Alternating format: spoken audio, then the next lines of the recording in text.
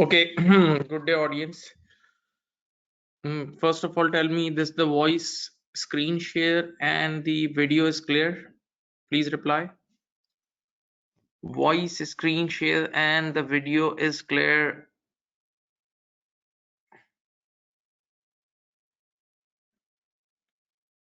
Okay, good. Now, yesterday we did question number three, and then we did something of IFRS 2 share-based payment. Something of IFRS 2 share-based payment. I discussed this thing that if parent company issuing shares to subsidiary company employees for the purpose of motivation so that employees work hard for the group. So this is simply in the scope of IFRS 2. This is simply in the scope of IFRS 2 because the group we are giving shares, the group shares, the group shares to group employees in return of service. So this is pure IFRS 2 and it should be recorded in the group books as share based payment, IFRS 2 equity settled share based payment. Okay, but there was one more case which I taught you yesterday. If parent company is acquiring S company and at the date of takeover, parent company is issuing shares as a consideration, to buy that company. So this shares consideration is not in the scope of IFRS 2. This is in the scope of IFRS 3. That's why you studied in FR level, because in FR level there was no IFRS 2. Okay, these two things we discussed. Now the third topic is replacement awards. This is a technical topic. Even your examiner has written article on it, right? And this has been tested 2 or 3 times. Like back in 2008 there was a question margi, and this is normally a majority teaches that question margi, right? It came in that margi question, and then Leupold, that is September or December, yes, December 2019 attempt Leupold. Okay, so what is this case? Try to understand. I don't have pen, but I will explain you, don't worry. See, for example, parent company buying controlling shares of S company on 1st January 22. Parent company buying controlling stake of S company on 1st January 22. Okay, now listen the story of S company. S company promised their own employees 4 years back. S company promised their own employees 4 years back that if you stay with us 4 years, we'll give you this much shares, we'll get you this much shares. Okay, and now these 4 years are completed on 1st January 22. Now these 4 years are completed on 1st January 22. I repeat, P company wants to buy S company on 1st January 2022. This is the first part of story. Now the second part of story related to the personal life, of S company. S company 4 years back, exactly 4 years back, S company offered their own employees some share options and in return offered them to stay 4 years. So now employees stayed 4 years. That means these options are vested. That means employee has done their work. So now S company should give shares. S company should give shares to the employees. But you know, when parent company offered this takeover deal, so S company management told parent company that we will sell you our shares, controlling shares on one condition, if you give shares to our employees as well. Means whatever shares S company had to give to their own employees, now parent company will give. This is what we called replacement awards. That means parent company will replace S company's own awards, right? Okay, so that means that the deal looks like now whatever shares parent company will give to S company, this is mandatory, obligatory, and this is the condition of S company. Otherwise S company management says that we won't sell you, we won't sell your shares. So this replacement award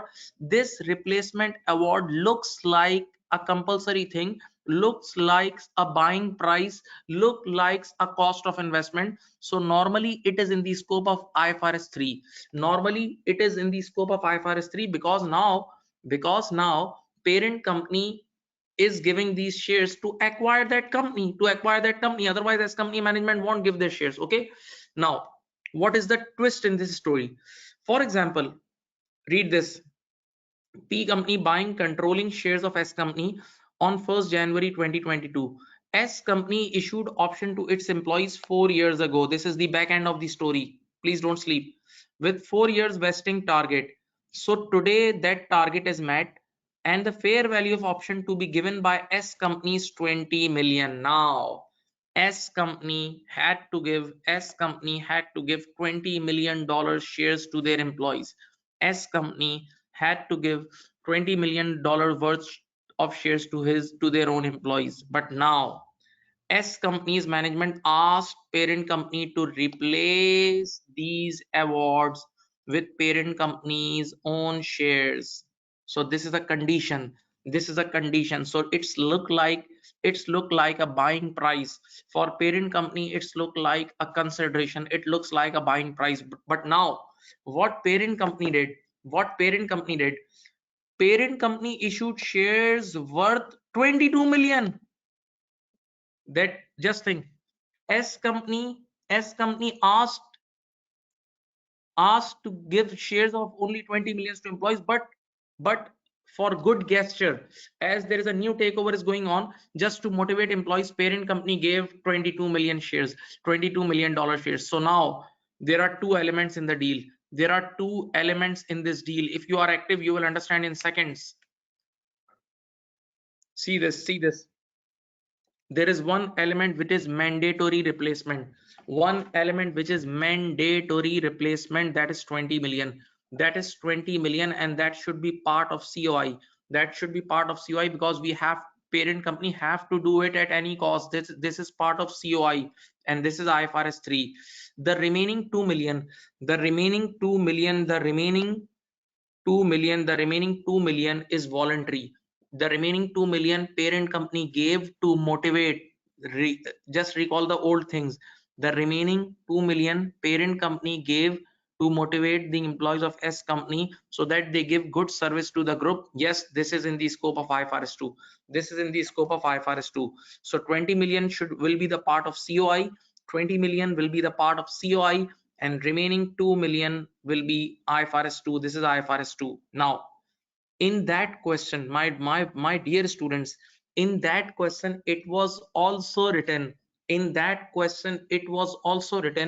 that parent company does not want any post combination services. Parent company said, okay, instead of 20 million we are giving you 22 million, and in return we don't want any extra services.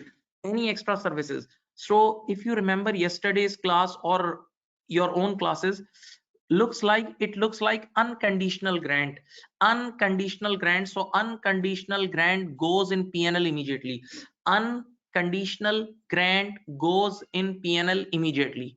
But wait, as a student you may ask, sir, what if parent company asked these guys to work 2 years more? Or is there any vesting period? So definitely you need to spread. Then you need to spread this expense over the remaining life.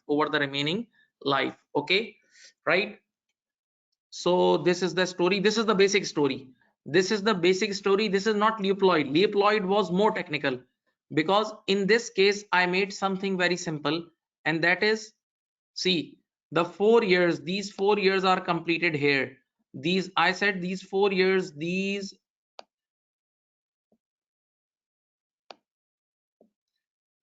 4 years are completed here. Now, as a student, you may ask, sir, what if this 4 years has not yet completed at acquisition date?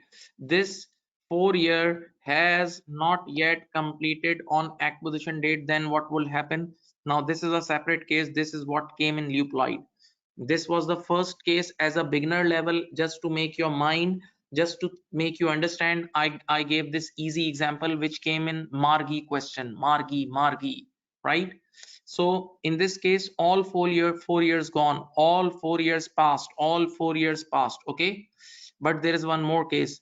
First tell me, did you understand 80% of it? Did you understand 80% of it?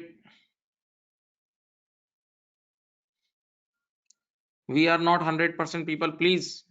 No more 100% in comments. We need 80, 70.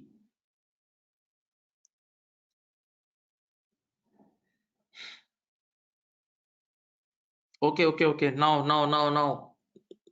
let's go. Let's move towards the real case. Leuploid. And you know, there is one paper which is called maths. Maths never leave you. Maths never leave you. You have to understand maths. Now, see, this is the new topic. Let's read it. Some discussion.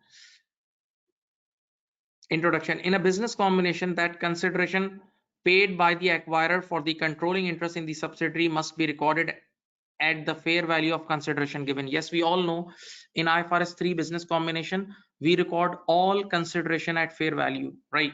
When the parent simply pays cash for the equity interest, there are no complications. This is basic dialogue. Yes, cash, when you give cash, cash is always at its own fair value, right? So first paragraph is general discussion. However, where the subsidiary has previously issued share option, this is the case which we were studying. First paragraph was irrelevant. This is the real case. However, where the subsidiary has previously issued share options, equity settled share-based payments to its staff, and by the acquisition date, these have not vested. See that special case, then the parent will have to buy out this equity interest as part of the purchase consideration. This can be done by the parent issuing new replacement options. The accounting challenge will then be to analyze the value of the new replacement options and split them between compensation for the pre-combination interest and any post-combination incentives.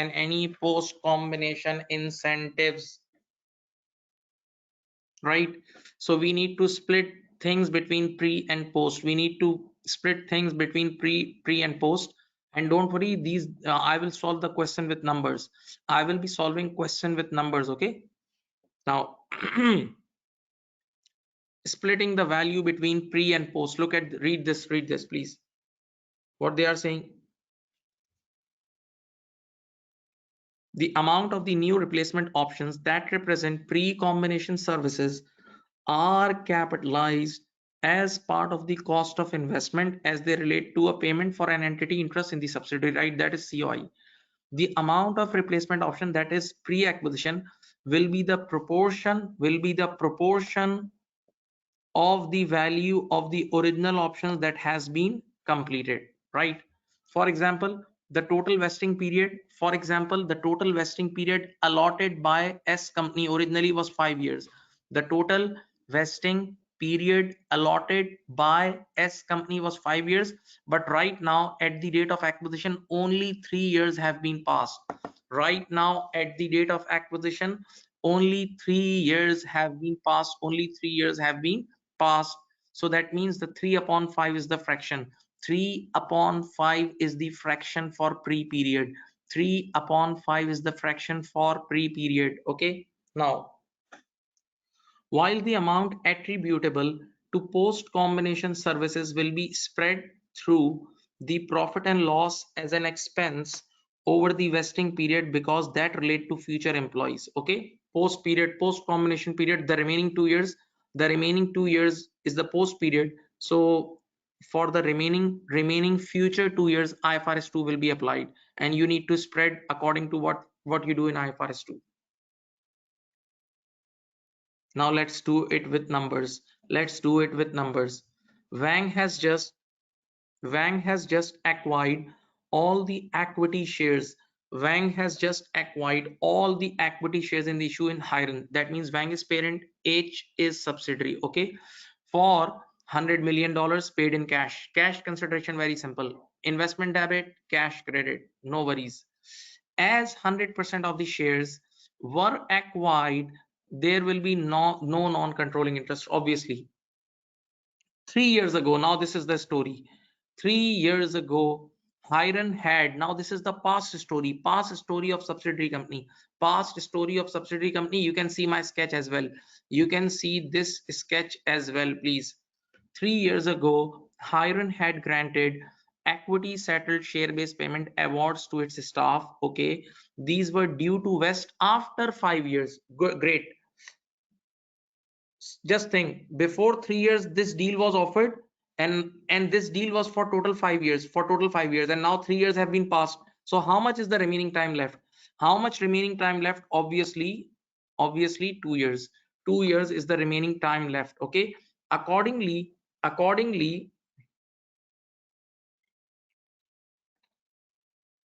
in addition to paying $100 million cash for the shares, Wang issued replacement equity awards to the employees of Hiren with a fair value of 51 million. See, wait, this is given by parent company. This is given by parent company, total $51 million.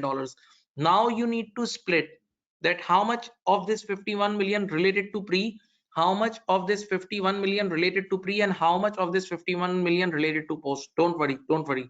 This is the total amount of shares worth given by parent company that will vest in 2 years. Yes, 2 years must 2 years employees must stay after the date of acquisition. Okay, at the date of acquisition, the fair value of the original share award issued by Hiren was 25 million. Now wait,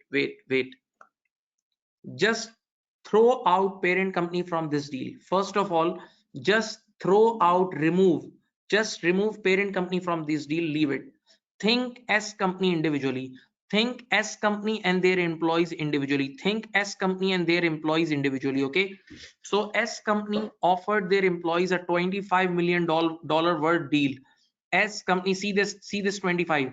S company offered their employees a $25 million worth deal. Okay, for 5 years. If they stay 5 years, they will get 25 million shares. Leave the parent company. Please don't think about parent, just as company. So just tell me, out of 5 years, 5 years and $25 million. If you stay 5 years, you will get $25 million. That was the deal. Okay, but after these 5 years, how many years have been passed? 3 years. That means employees have worked for 3 years. That means on the shoulders of S company, the responsibility is 3/5. On the shoulders of S company, the responsibility is 25 million into 3/5. 25. Take out your calculator, take out your pen and pencil. Come on, quick, do it. On the responsibility of S company, on the shoulders of S company, there is a responsibility of 25 million times 3/5. That's it. That is $15 million.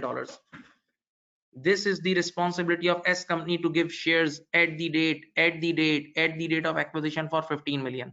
So S company requested parent company to fulfill this deal. S company requested parent company to fulfill this deal, and the responsibility of S company was only 15 million. The responsibility of S company at the date of acquisition was only only 15 million. But now this depends on the heart of parent company. Parent company is so rich, or parent company is so good, or parent company wants to impress people, or whatever. Parent company gave how much? Parent company gave how much? 51. So 51 minus 15, the 36 million amount is related to post. 36 million amount is the extra gift. 36 million amount is the extra gift related to post period. Come on, check it. See, I've used some different wordings. Total fair value of the original awards issued by S company is 25 million. Now, I was using the word responsibility on the shoulders of S company. Now I've used a different word. Value in the mind of S company employees today. S company's employees were expecting this 25 into 3 upon 5. This is 15. This is 15. So this relates to pre-period. This relates to pre-period. This relates to pre-period. Okay.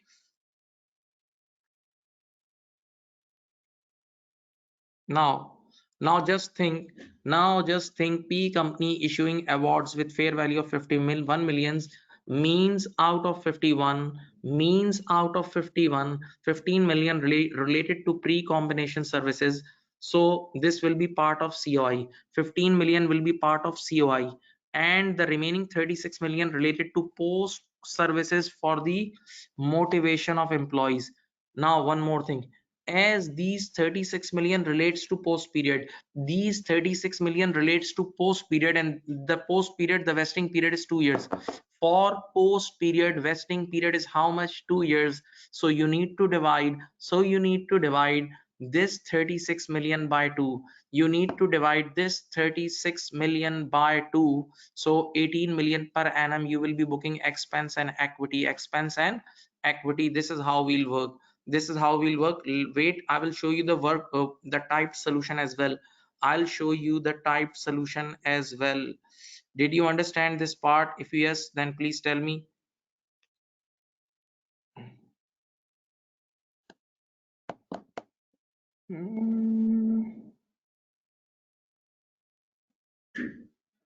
Okay, you people are great people. Now see this. Explain how Wang will account for the issue of replacement share-based payment. Already you have done, but let's do it formally. Calculate the goodwill arising on the acquisition of Hiren. Okay, now please read this. Read this, giving you 2 minutes. Quick read, quick read, quick read. 2 minutes. Don't waste your time. 2 minutes.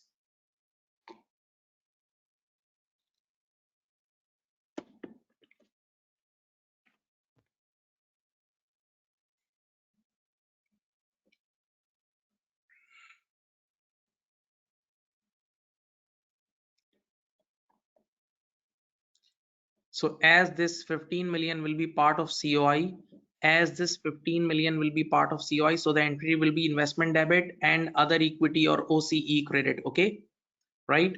And the remaining 36 million will definitely will be spread over 2 years. Remaining 36 million will be spreaded over 2 years. Okay. And now, my dear respected students, you can do that Leupold thing. You can do that Leupold thing. Now, goodwill calculation, how to do goodwill calculation? It's very simple. Is there, as there is no NCI, so you don't need to think about full goodwill or proportionate method. As there is no NCI in this question, so no need to think about full goodwill or proportionate method. Simply COI less fair value of net asset. So there are two types of COI in this question. There are two types of COI. One is cash consideration. One is cash consideration of 100 million. One is cash consideration of 100 million, and the other is 15 million. Other is 15 million, that is replacement award. Remember the compulsory part.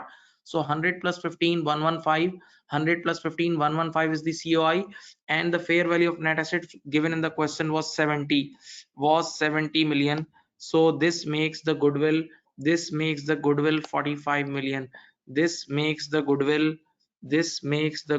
45 million. This makes the goodwill 45 million. Okay, I hope you got it. I hope you got it. This goodwill calculation was not important. Leave it, leave it. Thank you.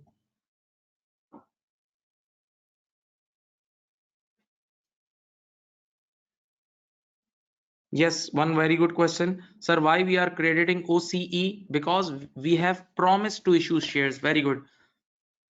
When you issue real shares, you credit share capital and share premium. Open your eyes. When you issue real shares, you issue share capital and share premium. But when you promise to issue shares, that is share option, then you credit other equity or OCE.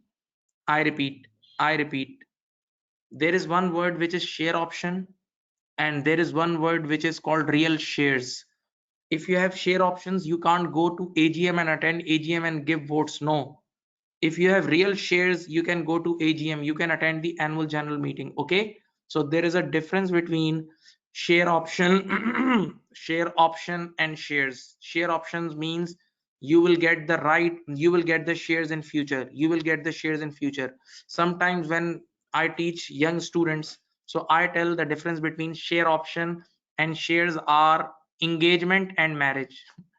Engagement and marriage, there are share option is like engagement, and real shares are like marriage. Okay, now I hope you guys got the point.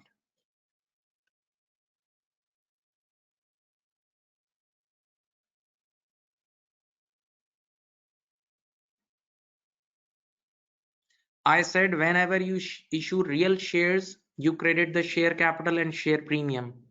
But when you promise to issue shares, when you promise to issue shares, this this is like share option.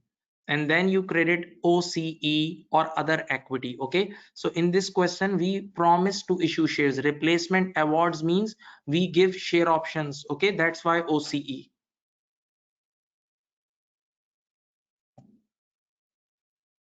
Now, now listen, one more thing. This is related.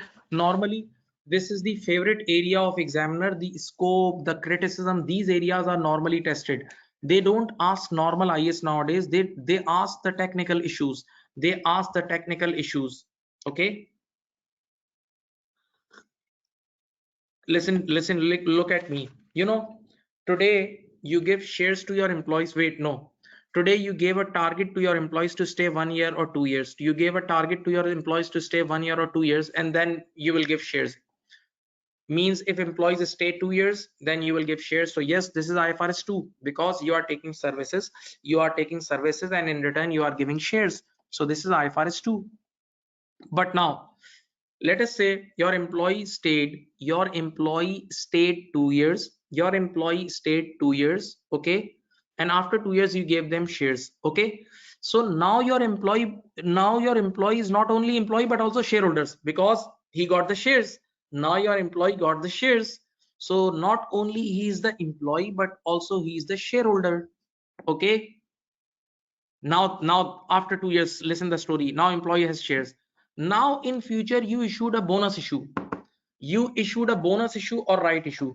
In future you issued a bonus issue or right issue. You issued a bonus issue or right issue. So obviously when we do bonus issue or right issue, so we issue shares to all our shareholders. So we issue shares to all our shareholders. So now our employee will also receive shares, but now he or she will receive shares in the capacity of shareholder. He or she will receive shares in the capacity of shareholder, not employee.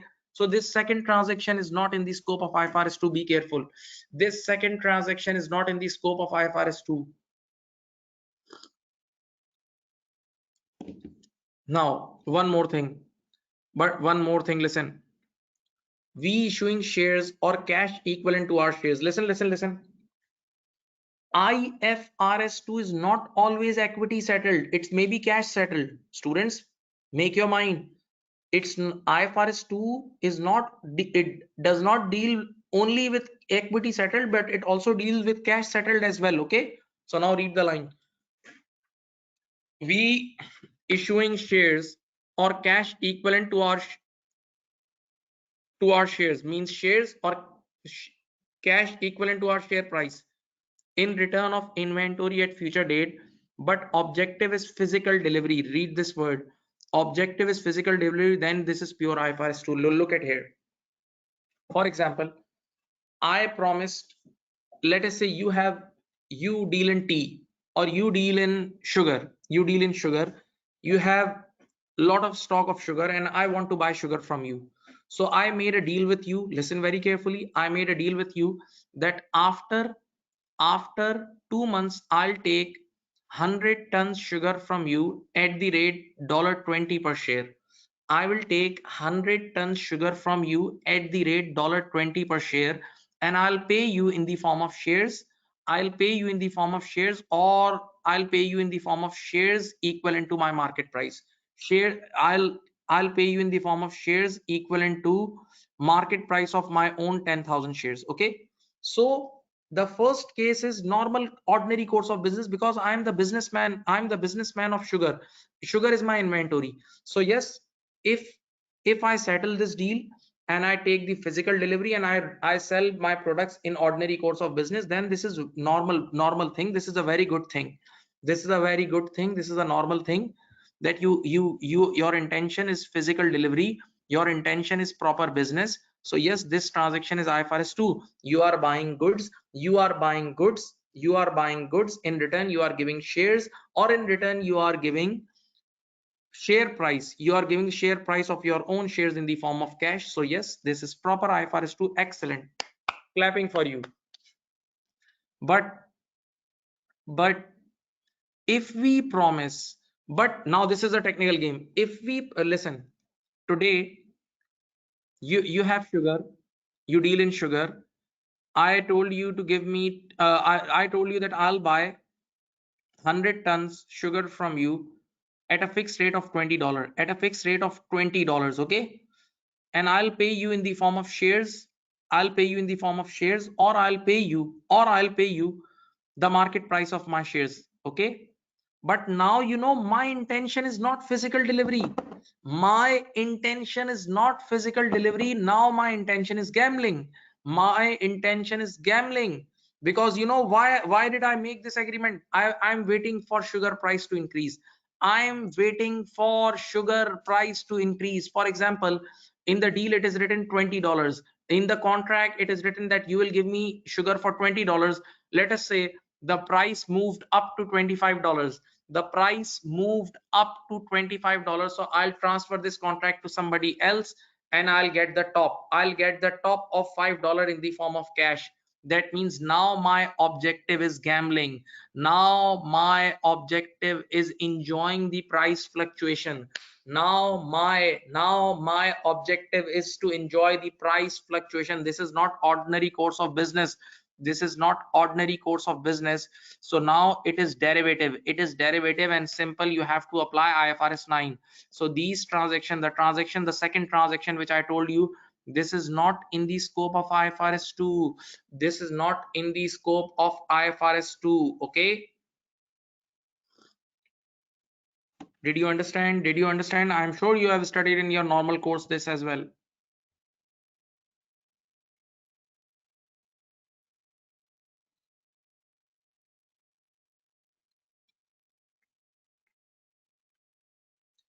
I repeat once again last time, if your objective is physical delivery, ordinary course of business, routine business, that means I buy sugar and I sell. I buy sugar and I sell. And if I'm paying in the form of shares or market price of shares, my shares in the form of cash, then it's okay. This is proper IFRS 2. This is normal thing. But if my objective is just to enjoy the price fluctuation, so this is a sort of gambling. And then this contract is derivative, derivative in which the price changes with something else, with somebody else. So now if the sugar price goes up and down, the price of this contract will also go up and down. And my objective is net cash settlement. I'm going to settle this contract soon. I'm going to do net cash settlement. So here standard says this is pure derivative, and now you can't apply IFRS 2. Now this is in the scope of IFRS 9. This is in the scope of IFRS 9.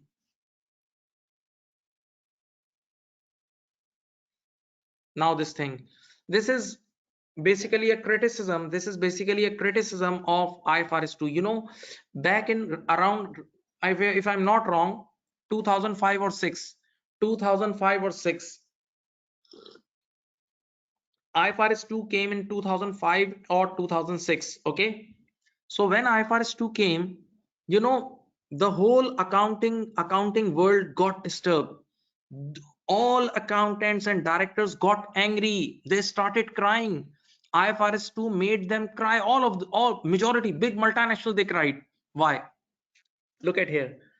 Before IFRS 2 launch, you know when these these companies used to give shares to their employees against the services. Against the services, they used to give shares to employees.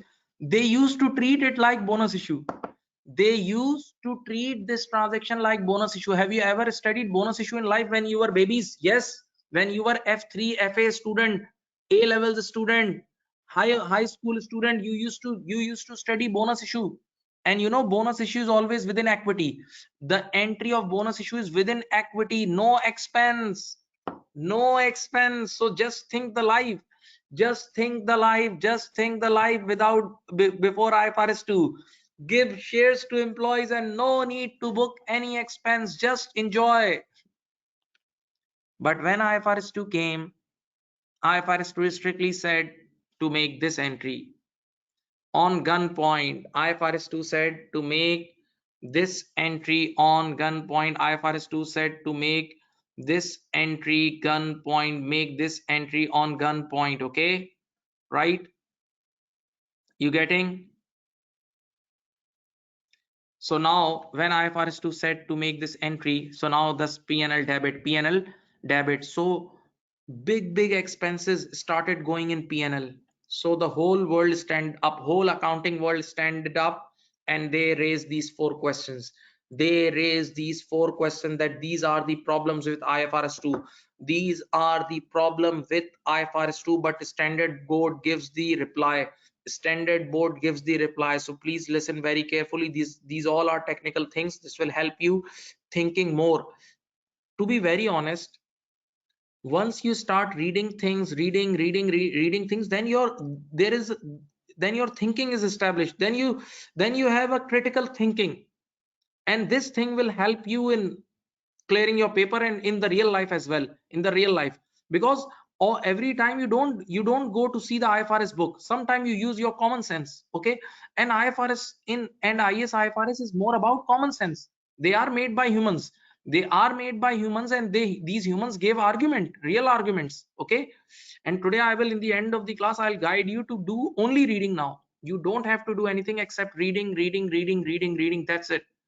Now the first criticism is no cost, therefore no expense. No cost, therefore no charge. People said that we are giving shares, we are just giving shares, so why we should have booked the expense? There is no cost to us. We don't have to pay any cash, no cost.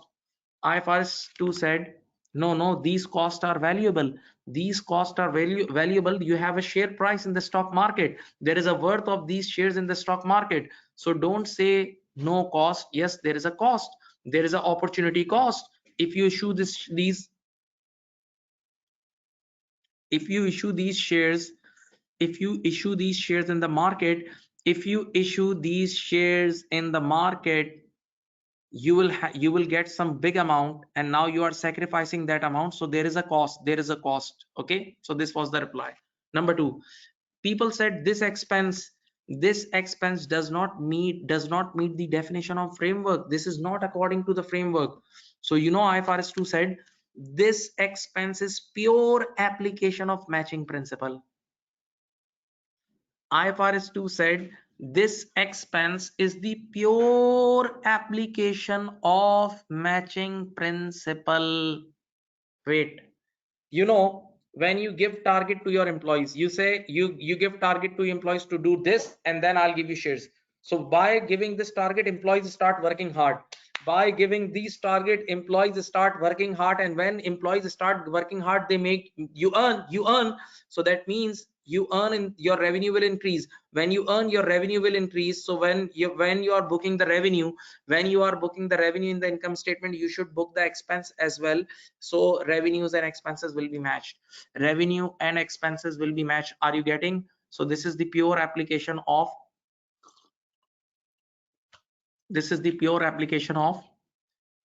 matching principle. The third thing is EPS hits twice. See, EPS hits twice. Can you see the formula of EPS? Basic formula of EPS is profit divided by shares. Basic formula for EPS is profit divided by shares. Now wait. When you book, see this entry. When you book expense, when you book expense, your profit goes down. When you book expense, your profit goes down. And when your profit goes down, your numerator goes down, so EPS will go down first time. EPS will go down first time. Secondly, when you credit equity, that means ultimately you are issuing shares. So because of issuing shares, your denominator will go up. And when your denominator you will go up, your EPS will again go down. So there is a double hit. There is a double hit on EPS.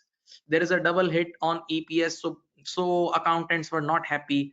Now what IFRS replied, what International Accounting Standard Board replied? International Accounting Standard Board said, yes, EPS is hitting twice because these are two economic events. Number one, you are getting services, so you have to book expense. Number two, you are issuing shares, so it will affect your EPS.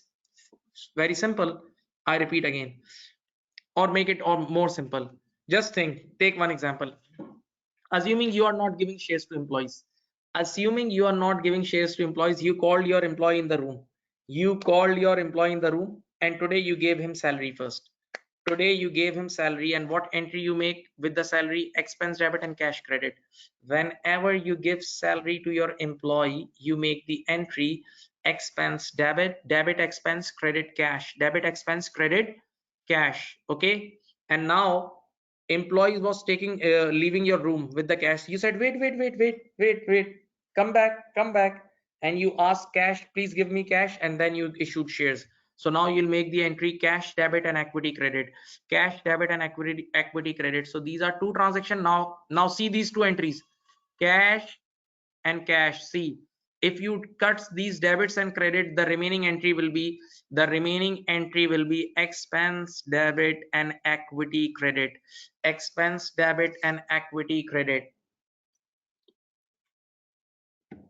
Okay, so these were two economic events. So this is very fair to have dual effect on EPS. Now the fourth and the last criticism, and this criticism was with numbers. I'll give you one example of GlaxoSmithKline, GSK. Listen, people said, one thing, this share option, if you have studied SBL paper or F1 paper, when you give share option to your employees, there is one word which we call alignment of interest. Then alignment of interest is made. Because when you give share options to employees, you basically giving ownership to employees, so the interest of the organization is aligned, and they really work hard faithfully for the organization interest. Okay, because now they are owners. Now employees will become owner. So it's very good if some company is giving share option to employees. But now wait, when IFRS 2 is launched, many companies stopped giving share options to employees. And the best example is GlaxoSmithKline. It is written in the ICAEW main book, that 1300 pages book. There are two books of ICAEW corporate reporting. In that book, this example is written, that in 2005, GlaxoSmithKline was giving this much $1 billion of share option. Next year they reduced it to half, and they cut it down to on a very low level. So this is the evidence that because of that, after the introduction of this IFRS, companies stopped giving share options to their employees. So this is very bad. For the growth of companies and all. See, adverse economic consequences will come. People said adverse economic consequences will come. And you know what IFRS, International Accounting Standard Board, replied? International Accounting Standard Board said that if we didn't launch this IFRS, the consequences were more adverse. If we didn't launch this IFRS, the consequences were more adverse. Why? Have you heard the word comparability? Wait, just go before 2005.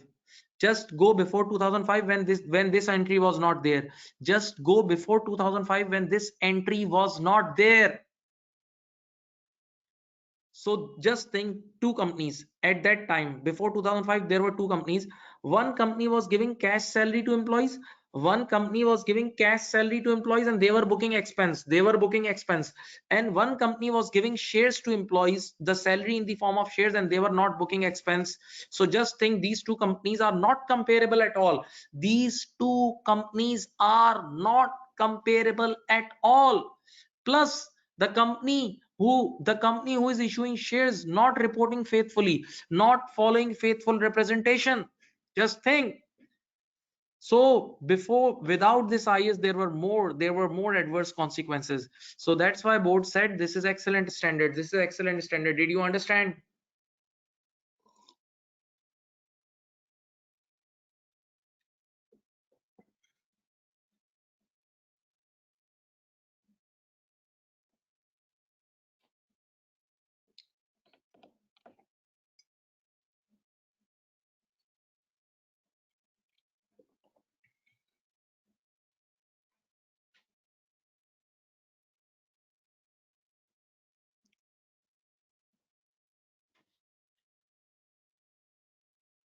Okay, now, you know 7 8 years back, i was I love to do research on IFRS.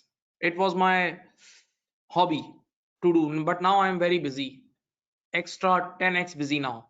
So there was a time when I used to do a lot of research, and I used to read the documents of PwC and Big Four documents. They are like PhD level documents. So once I was reading the guide of IFRS 2, and I picked this issue, and this issue is tested in last attempt December 2021 exam. The issue which I studied in 2014 from that PwC guide, they tested this issue right in last December 2021, question number 4, the question which we will be doing today. Okay, now wait and see. I've written quiz.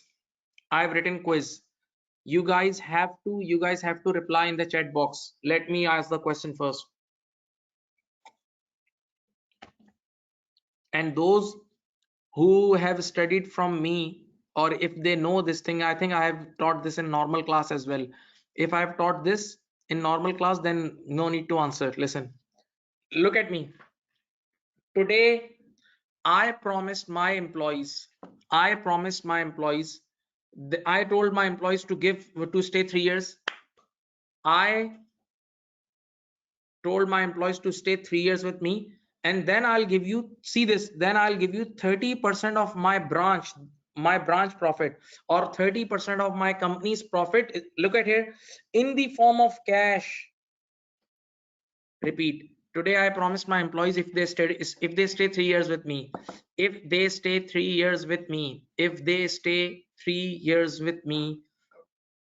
then I will give them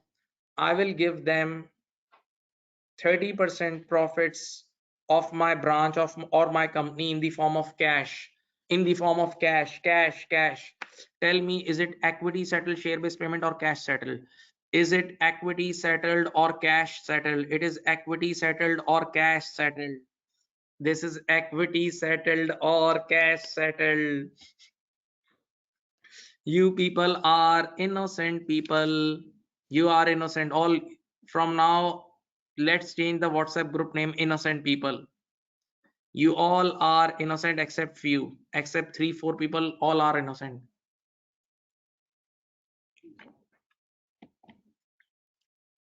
Those who are saying cash settled, they are wrong, and those who are saying equity settled, they are also wrong. And those who are saying none, they are correct. My dear student, wait, go slow. Tuk. Listen, what is the name of IFRS 2? What is the name? Tell me the name. The name of IFRS 2 is share base payment.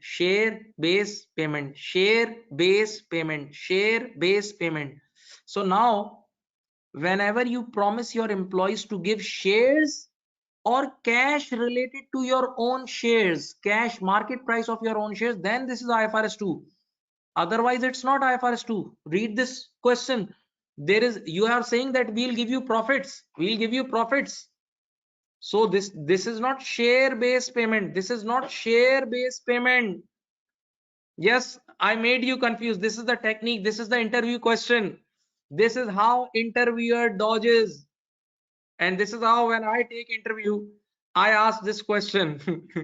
I have many such questions with me. So my dear student, the answer is no, and this is in the scope of IS 19. This is in the scope of IAS 19 employee benefits. You are giving benefits to employee, you are given benefits, it's like bonus. So it's like bonus. This is in the scope of IS 19. Okay, now one more thing, one more thing. Also, listen. Let us say you all know this or no, or don't know, I don't know. The name of my institute is Mirchawala Institute. The name of my institute is Mirchawala Institute. Okay, so let us say it's a company. Today I gathered my employee. And I told them if they achieve certain targets, then I'm the owner of Mirchawala Institute, and these are the employees of Mirchawala's employees, my institute employees. Today I gathered them and I gave them a target, and I asked them that if you do this, if you achieve this target, then I'll give you 5,000 shares of Apple company. You tell me this is equity settled or cash settled. You tell me this is equity settled or cash settled. You tell me this is equity settled. Now you guys are very, now you got the game.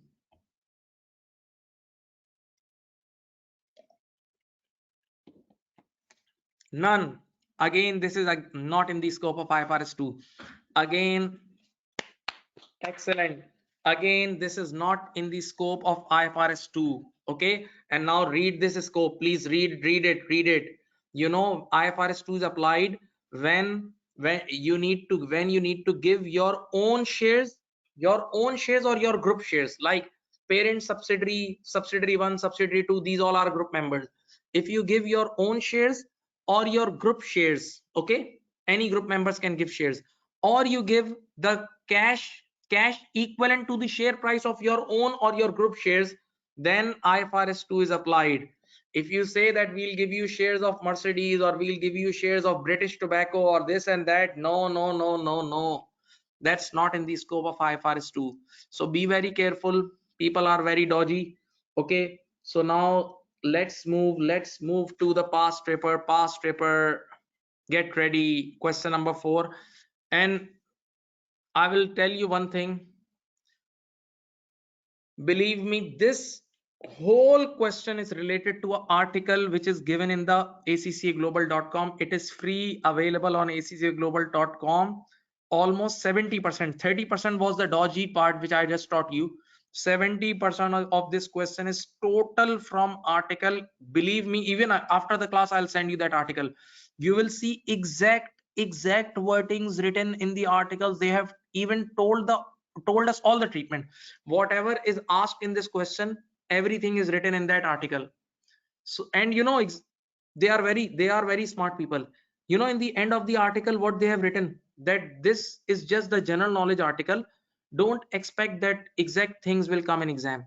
It is written in the end of this article, and that article has come in the exam total. So just think the importance of the article. You people watch many lectures of financial instrument and this and that, but you don't read the examiner articles, those written by examination team, and that is the biggest help by ACCA UK for you guys. So I would recommend you to take out 3-4 days just for reading. You will clear. Many people clear because of those articles. I will show you the article now. So symbol company develops cryptocurrency funds and is a leading authority on crypto investing. Symbol company specializes initial coin offer, ICO. So listen, We guys have studied IPO. IPO. This is ICO, right?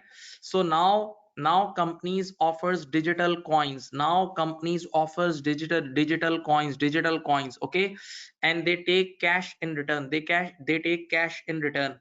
Now this topic is like crowdfunding, a slight touch of crowdfunding, a slight touch of crowdfunding. So for investors, those who invest, I'm telling you something about that article, okay? I'm telling you something which is not given in the question as well. So for the investors, if they initially subscribe this coin, this is a risky game, because if this coin got good publicity in the market, this will be a sixer. You earn a lot. And if this coin does not go good in the market, not accepted by the market, then your whole money is wasted. Sometime investors loses all money. And we all know this thing, that cryptocurrency is highly volatile product, is a high volatile product. Even in my development videos, I always say that only 3% or 4% of your total investment you should park. Only 3 to 4% of your total investment you should park, not more than that. Not more than that. Very risky items. So there was a word we used to study was IPO, and now the word is ICO, initial coin offering, okay? Now they sometime offer coins for the cause. They generate money for a new app, new application, new software. Like it's a startup, like sometime it's like a startup, okay? So they take money from the public, in return they give the coin. And sometimes, not every time, and sometimes, look at here, not every time, these coins will be used in future to use that app. These coins will be used in future to use that app, to buy that app, or to buy that software. Sometimes, okay, right? But yes, there is a risk in that point, in that coin as well. Now the major issue, we are accountants, my dear students, we are accountants. You know what is the objective of IFRS? Look at here. We can't stop anybody to do any transaction. We can't stop anybody to do any transaction. Let them do. They want to do gambling transaction, advanced transaction, ending transaction, accrual transaction, prepayment transaction. Let them do. We can't stop anybody. But what IFRS do, when the transaction is done, we guys do recording. And we report that transaction to the external world. Okay, that's our job. We are accountants, okay? So now we have to decide that the money which we have received, from the public, is equity, is a loan, is equity or a loan, or it's an income. What is the classification? That's the real game. That's we have to decide. So we'll study this, and this is all discussed in that article as well.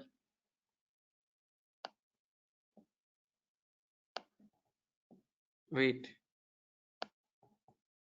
Now, so development costs, see, this is the diagram. This is symbol company. We are symbol company. Issues token, we issues token, and investors gives us cash or cryptocurrency. Just assume investor is giving us cash. In simple terms, investor is giving us cash. Now we will make a platform. See, this is the platform.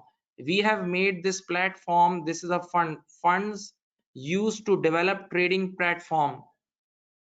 Just think, investors gave us cash, we gave them token, and from that cash we developed this fund. From that cash, don't sleep please, I am also not sleeping. From that cash we developed this fund, this software, this electronic software. We made this electronic software, and now in this software people will buy and sell.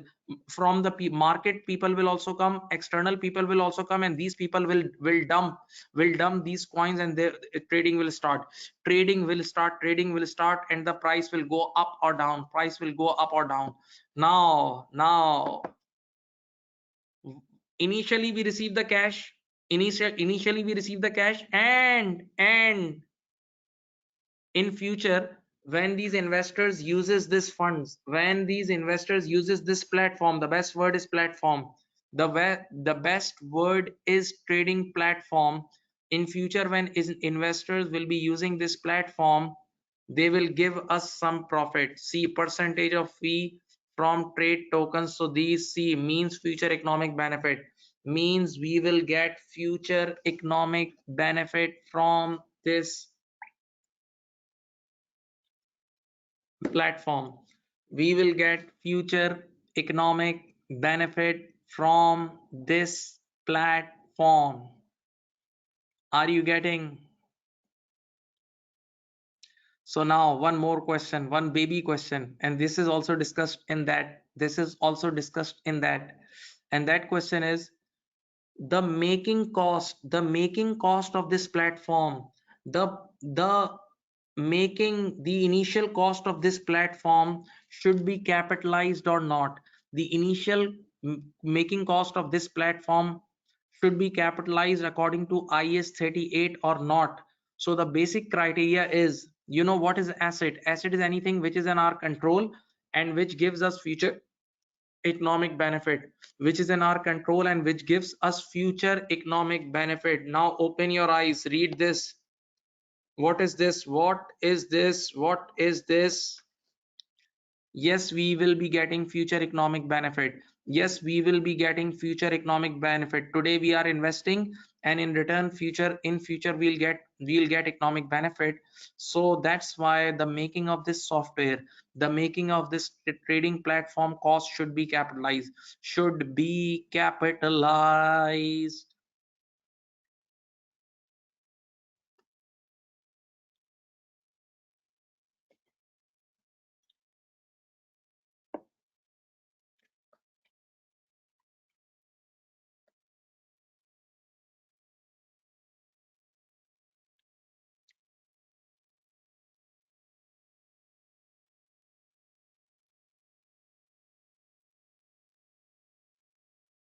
Now the term token or and coin means the same, and investors are often yes, supporters. See, investors are often referred to as supporters. Remember I told the word crowdfunding.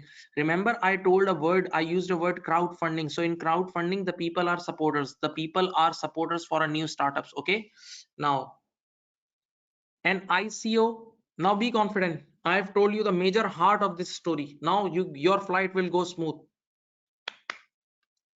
An ICO issues tokens to investors for cryptocurrency or cash. Receive the cash.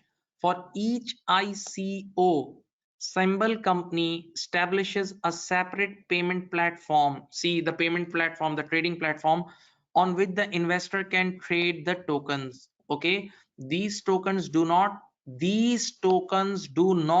represent an ownership interest in the entity. So listen, there are two words. One is IPO. IPO, initial public offering. Hope you know the shares. When a limited company issues shares, so shares are equity instrument. Shares are equity instrument because shares gives ownership interest to investors. Shares gives ownership interest to investor, but these tokens do not give any ownership interest to the investors. So that's why this is not equity at all. This is very clear, this should be very clear, it's not equity. And you know one thing, it is written in that article as well. It is written in that article of accaglobal.com as well. That's why nowadays it is a fashion.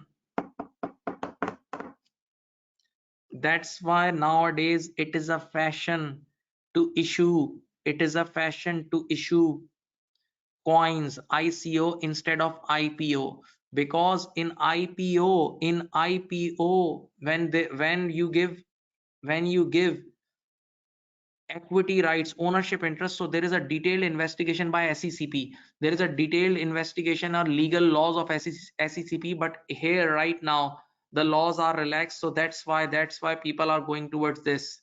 One more thing related to ethics.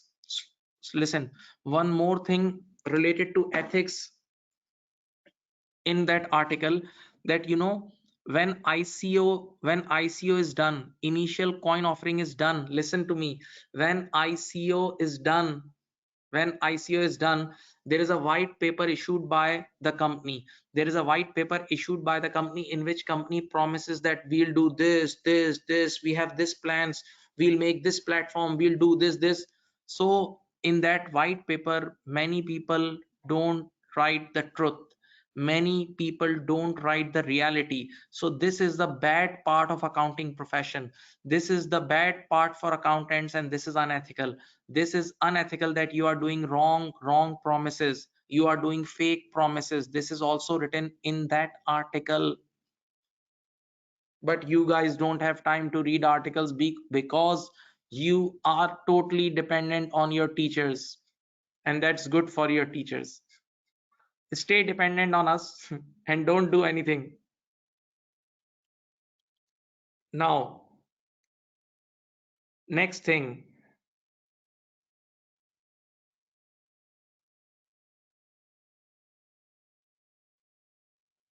Now, at 31st, sorry, symbol company promises to produce gain for investors from trading tokens on the platform, and in return the company takes a percentage of profit from a fee. Yes, this is the economic benefit. This is the economic benefit the company will get. Okay, and if this economic benefit is material amount, then you can easily capitalize, that initial platform making cost.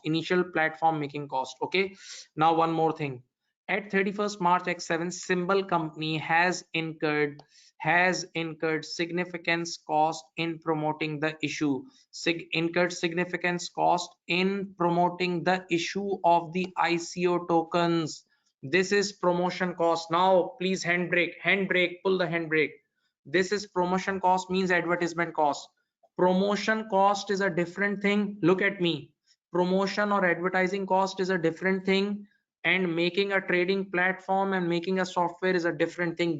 Keep these two things separate. I said yes, you can capitalize. Yes, you can capitalize. You can capitalize your trading platform cost because you are getting economic benefit. But I don't have this much confidence to say this, that you can capitalize advertising cost, promotional cost. No, since years it's IAS, not IFRS. IAS 38. IAS means launched before 2001. The standard launched before 2001. IAS 838 says you cannot capitalize advertising costs. Simply go in PNL. Simply goes in PNL. Why? Let me tell you. Because if you do advertisement, the future economic benefit is not in your control. Plus the economic benefit which you get from the advertising, it's not separable, it's not identifiable, it's not separable and identifiable. And in IS 38, this identifiability condition is written in the criteria. One more thing, because of this advertising, when you do advertise, your internally generated goodwill goes up. And we all know that we cannot capitalize internally generated goodwill. That's why don't think of capitalizing this promoting or advertising expense. This is very simple. This is a basic issue decided years before.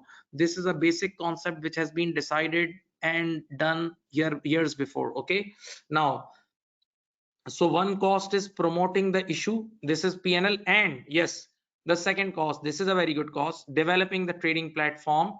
Yes, for dealing with the purchase and sale, for dealing with purchase and sale of ICO tokens. Okay, these costs have been met from its own capital and expense. Oh, they are very superman people.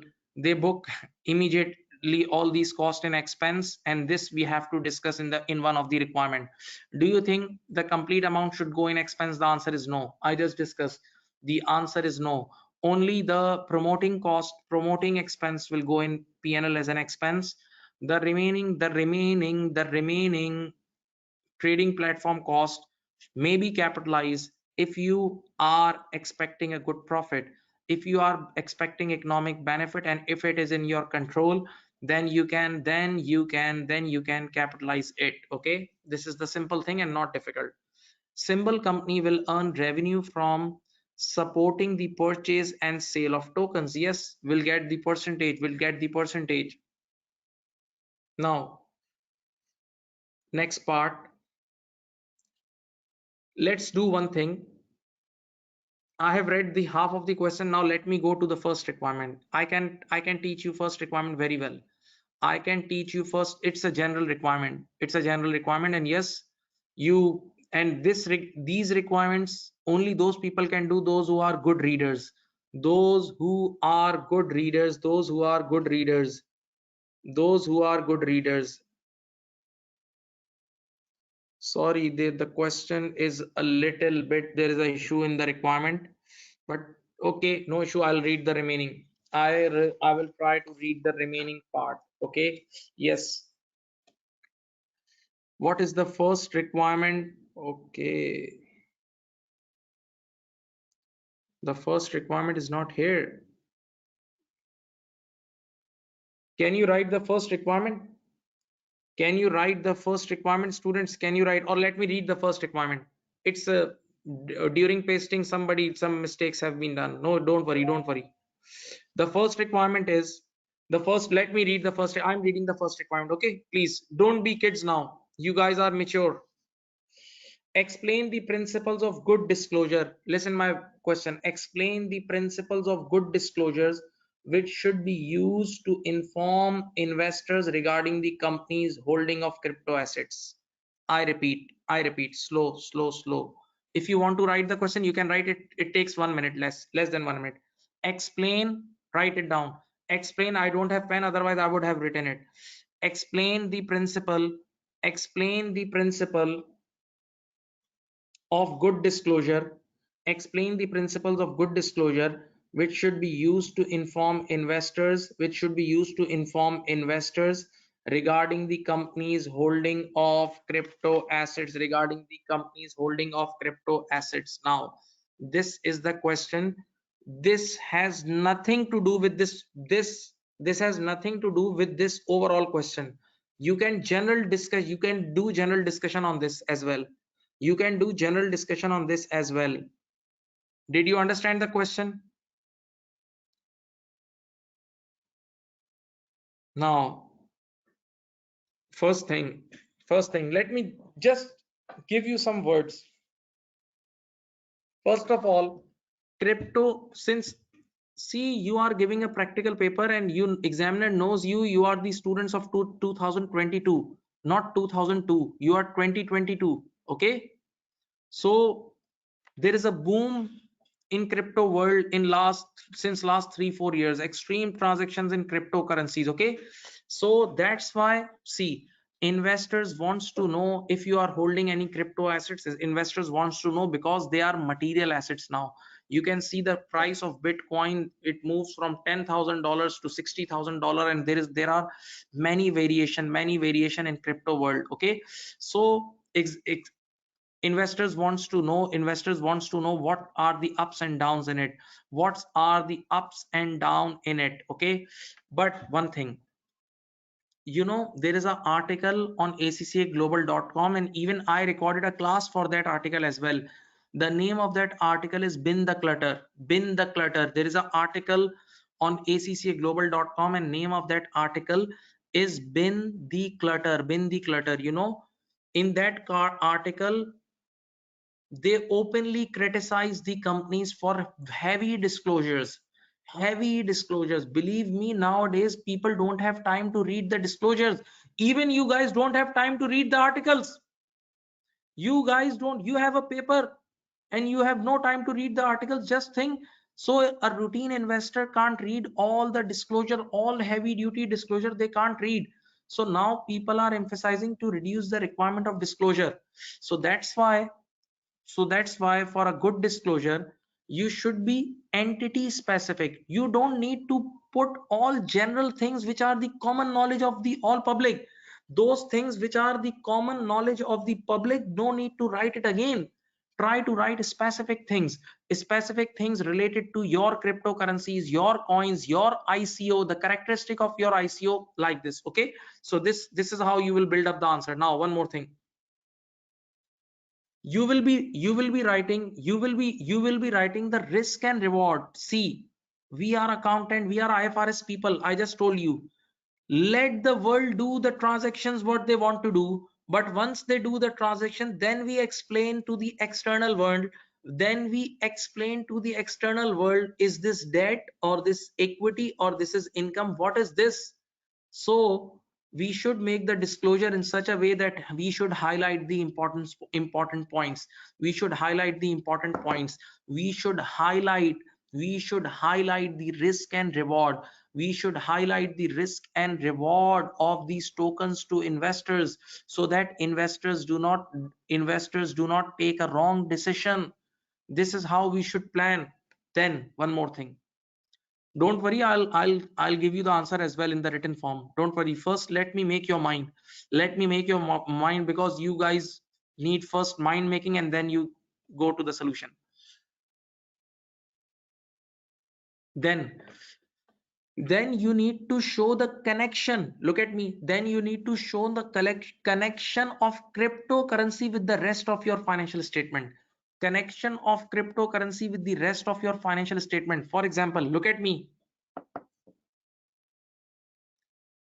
For example, you have mortgaged your cryptocurrency and you have taken loan from the bank. For example, a bank accepts the cryptocurrency and you have taken charges on cryptocurrency.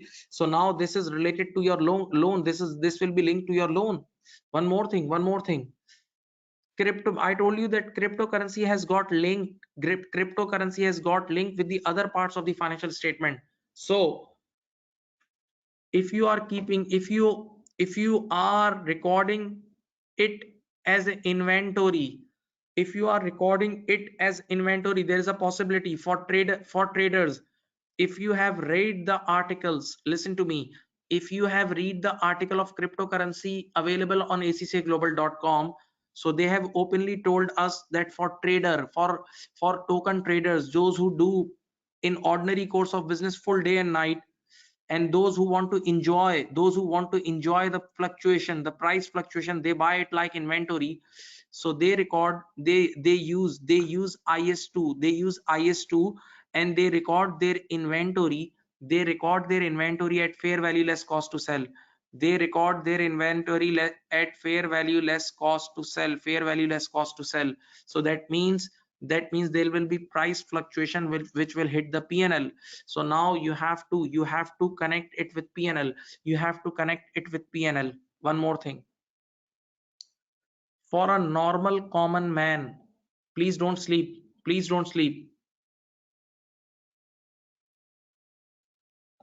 For a normal, look at here, for a normal common man, those who buy cryptocurrency, they record it as IS38. Let me teach you something. It's right time to teach. Listen, sir, why the cryptocurrency is not cash? Because through cash you can buy anything. Cash is exchangeable for goods and services, but till now the whole world did not accept the cryptocurrency, so it's not cash. Okay, the second argument, is this cash equivalent according to IAS 7?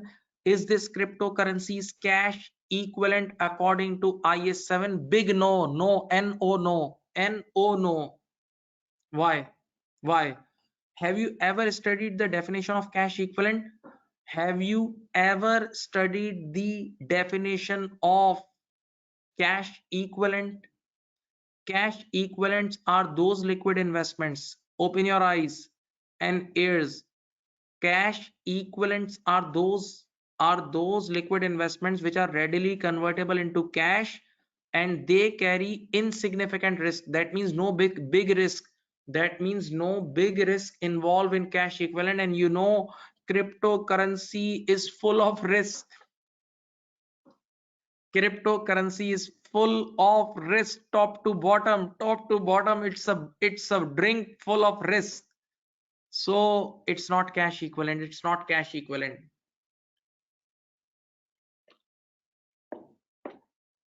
Now, sir, cryptocurrency is a financial asset. It's a financial asset. Can be recorded at fair value through P&L? No.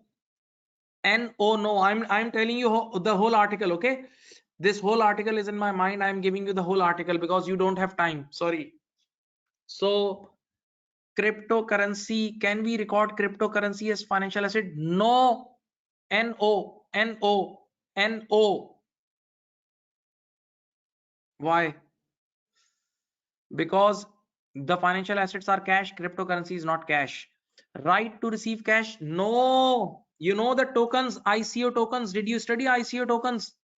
These token people say we are not doing any commitment to give you money back. No. There is no contractual right, and they are not even equity instrument. We just read together this question, that no equity interest, no ownership interest in it, no ownership interest in it, no ownership interest in it. Okay, so that means they are not financial assets. So last category is IS 38. Yes, they are non-monetary. Cryptocurrencies are non-monetary, because non-monetary means it is not cash, and there is no right to receive cash because it fluctuates so speedily. So it's a non-monetary asset, and it's intangible asset. It has no physical substance. So that's why for a common man, for a common investor, IS 38 is applied. For a common investor, IAS 38 is applied on cryptocurrency.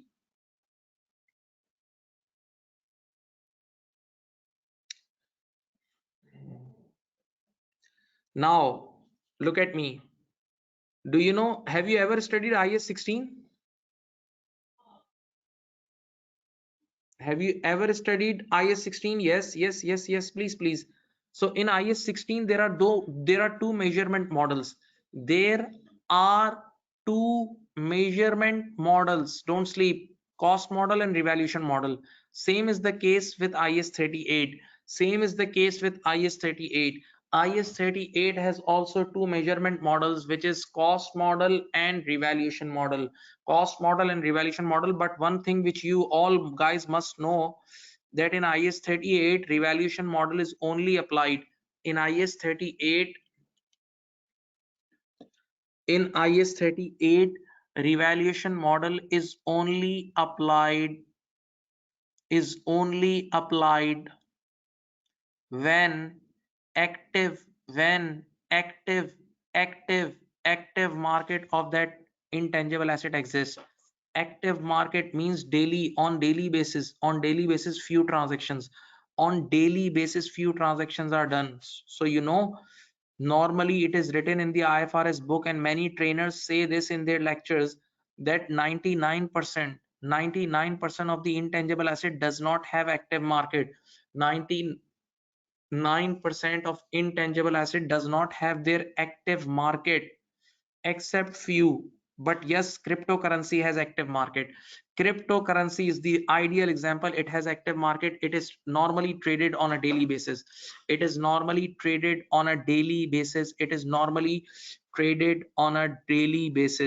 One more example I can give you, and I used to give this example since last 6-7 years. In New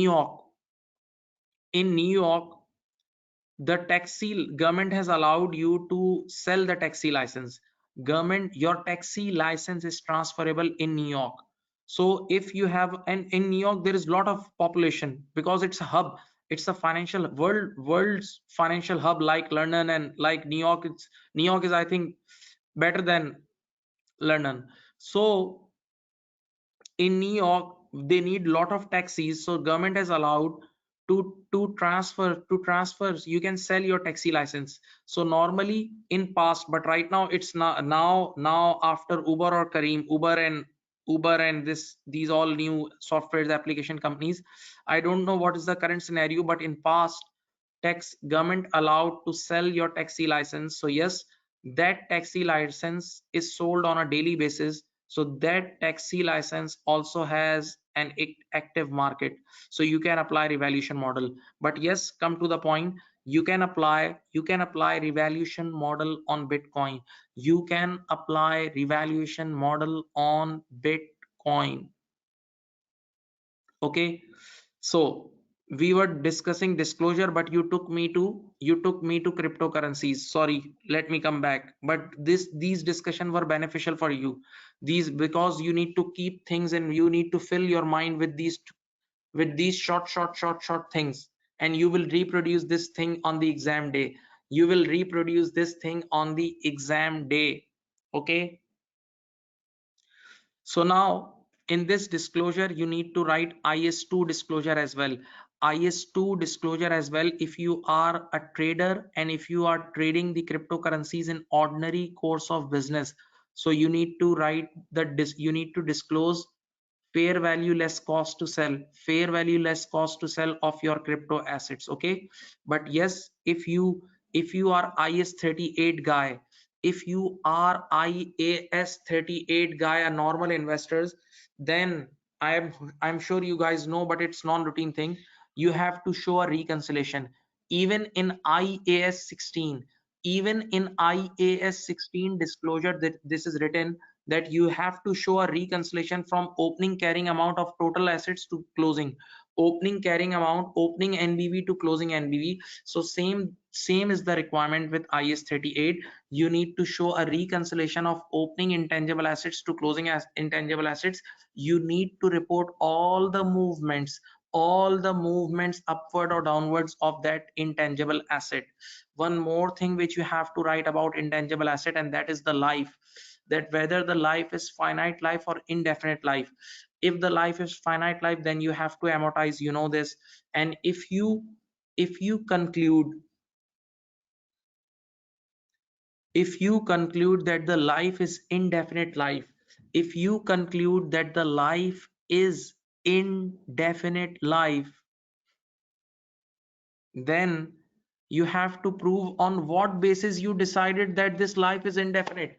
On what basis you decided that this life is indefinite? You have to give that disclosure as well. Okay, finally, the disclosure of materiality.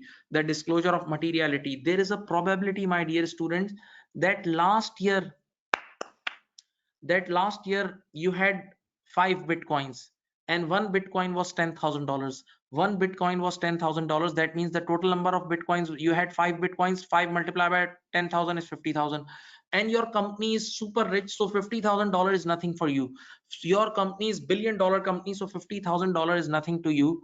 But let us say now the price of bitcoin, one bitcoin is $1 million, and it is possible one bitcoin is equal to $1 million. So now 5 bitcoin means $5 million. So now the materiality has changed. So you should give this thing to shareholders as well, that the materiality has been changed. One more thing you can write, IFRS 13. Yes, open your eyes. I used the word fair value 2 times in my lecture today. One for IS2, fair value less cost to sell. For IS2, if you are a trader, then you will be doing it fair value less cost to sell. And if you are using IS 38, if you are recording your crypto assets using IS 38, using IAS 38, still if you are using revaluation model, then you need to revalue, you need to bring your crypto assets to fair value, so for fair value, IFRS 13 is must. IFRS 13 is must. And if you have ever read the book of IFRS 13, or if you have ever attended the lectures of IFRS 13, you know you have to give lectures, you have to give disclosure of recurring and non-recurring transactions. There are some transactions, there are some transactions for which you have to give, they are recurring transactions of fair value. There are some transactions which are recurring, and there are some transaction fair value which are non-recurring. Let's start the quiz. Come on, come on, boys and girls, boys and girls.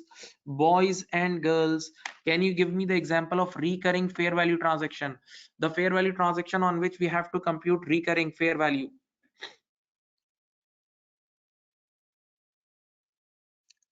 Yes, I'll give you the break, but first, because I badly need the break. Today I took two sessions of 3 hours. In the daytime I took F6 TX session, the taxation class of 3 hours, and now 3 hours again.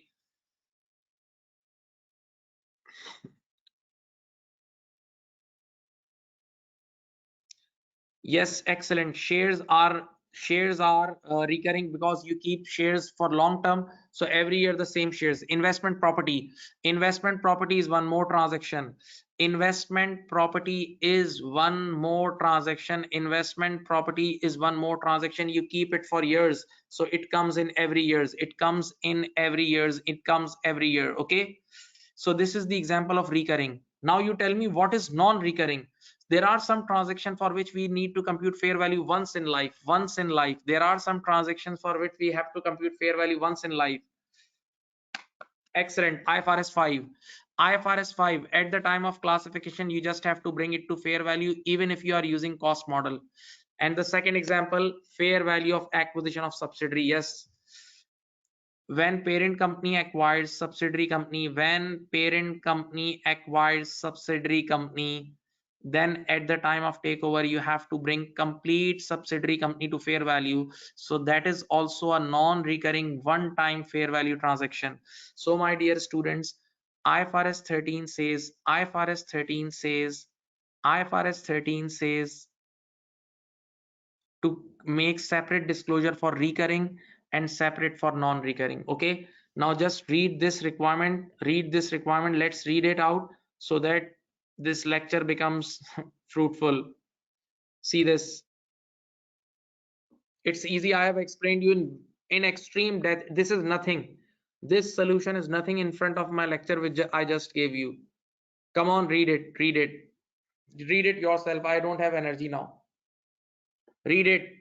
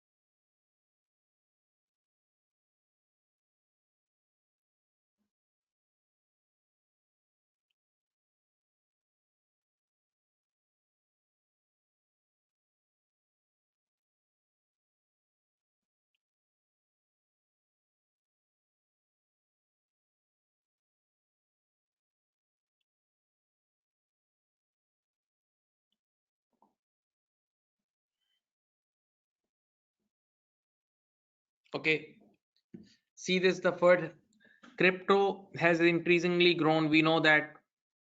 So your shareholders your investors are interested.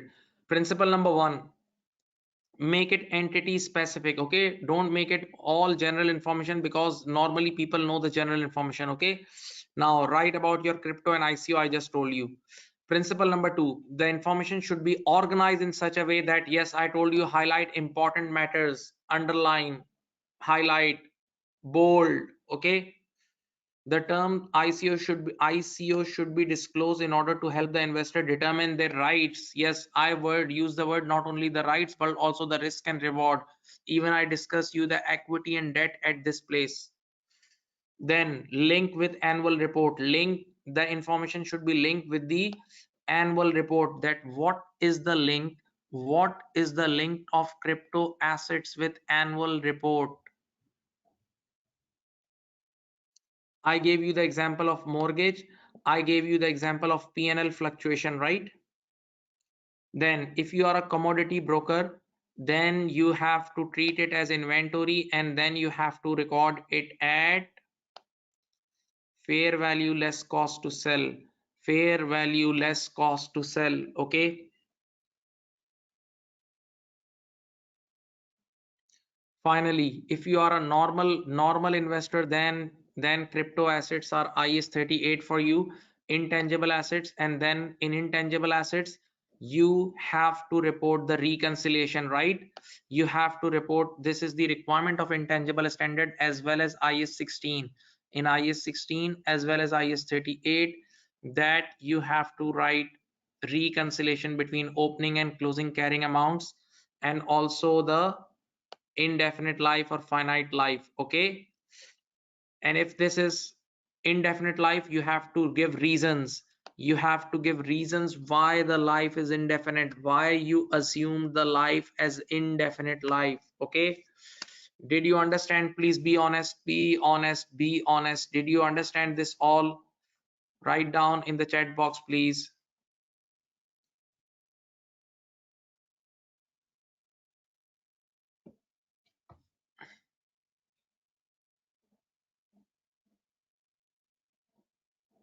Yes, yes, 80% is good. Say thank God to, say thanks to God. If 80%, yes, now you are getting break because I need break. Okay, let's start a 20 minutes break. Enjoy, enjoy.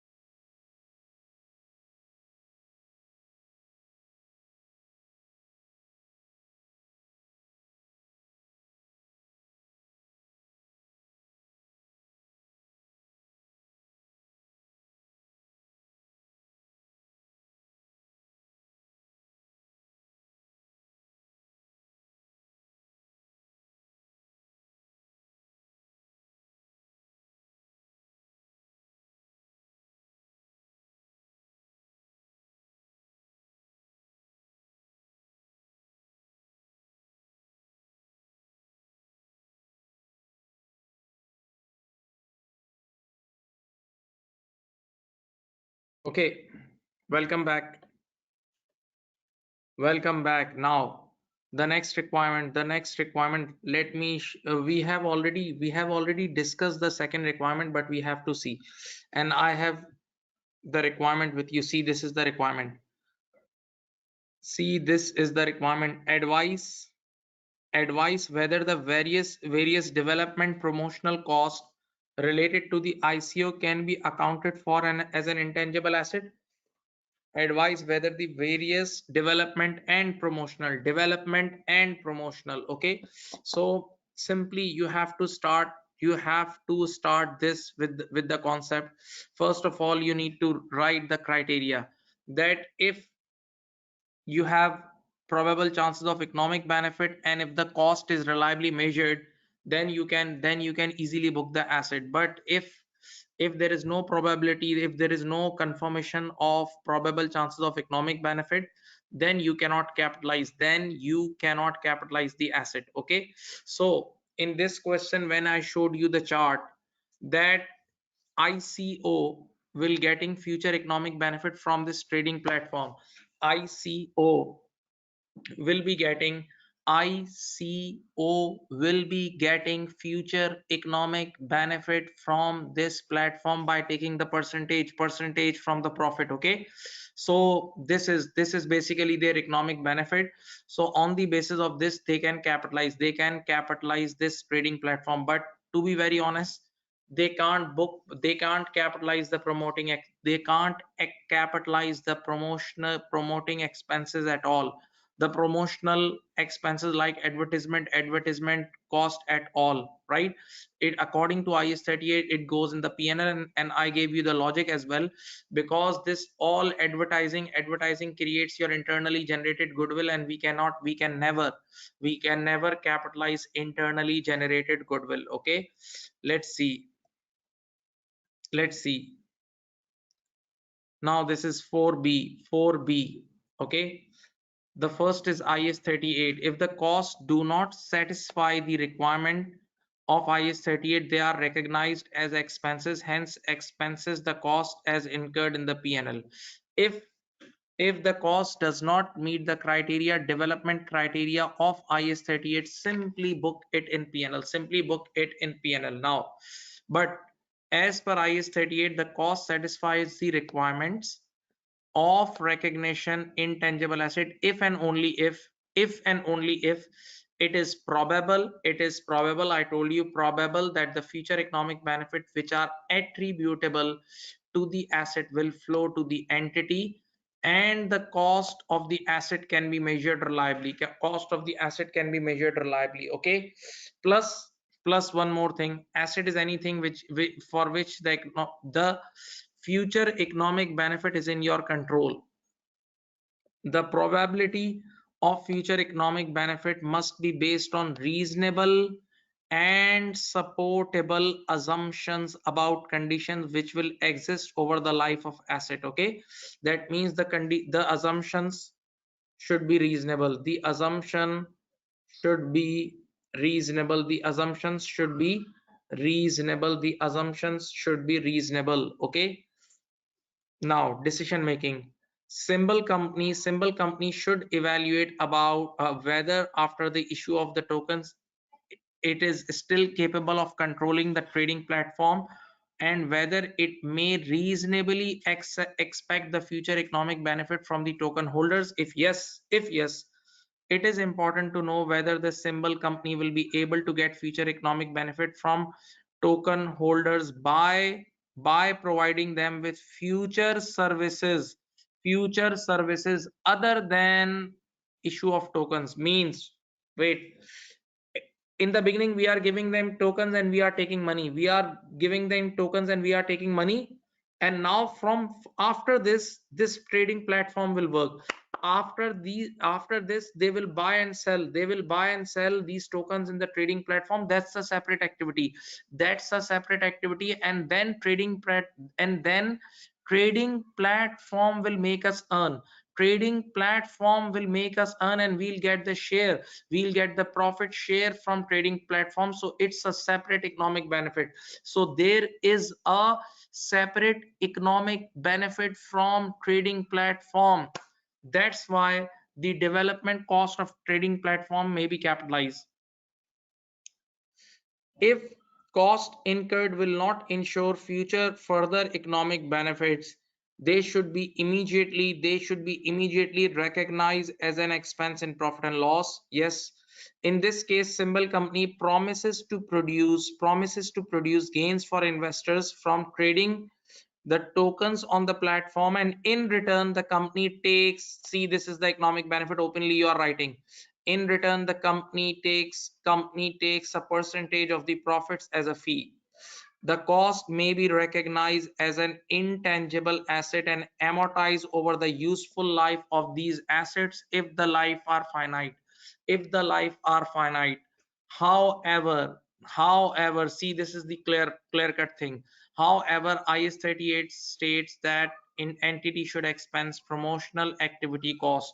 All promotional activity costs like advertising cost to P&L, all promotional activity costs like advertising cost to P&L, like advertising cost to P&L.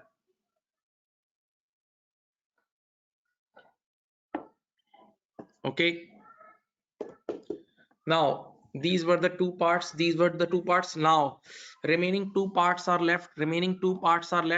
One is related to debt and equity treatment, and the last one is related to IFRS 2, the dodge which I just gave, the quiz which I asked you at the end of IFRS 2 discussion. Remember, it is related to that, so you can easily understand. Don't worry, be confident, you will understand everything.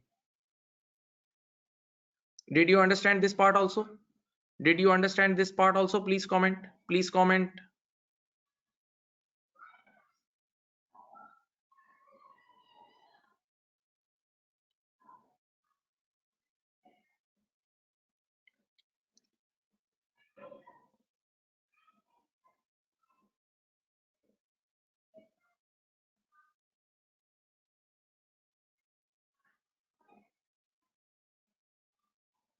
Okay, now this is about ICO arrangements. Now wait. First of all, keep one thing in your mind. There are two accounting periods. The first one is 31st March X7. The first one is the accounting period 31st March X7, and the 31st second one is 31st March X8. The first one is 31st March X7, and the second one is 31st March X8. Give me 1 second. One second, wait.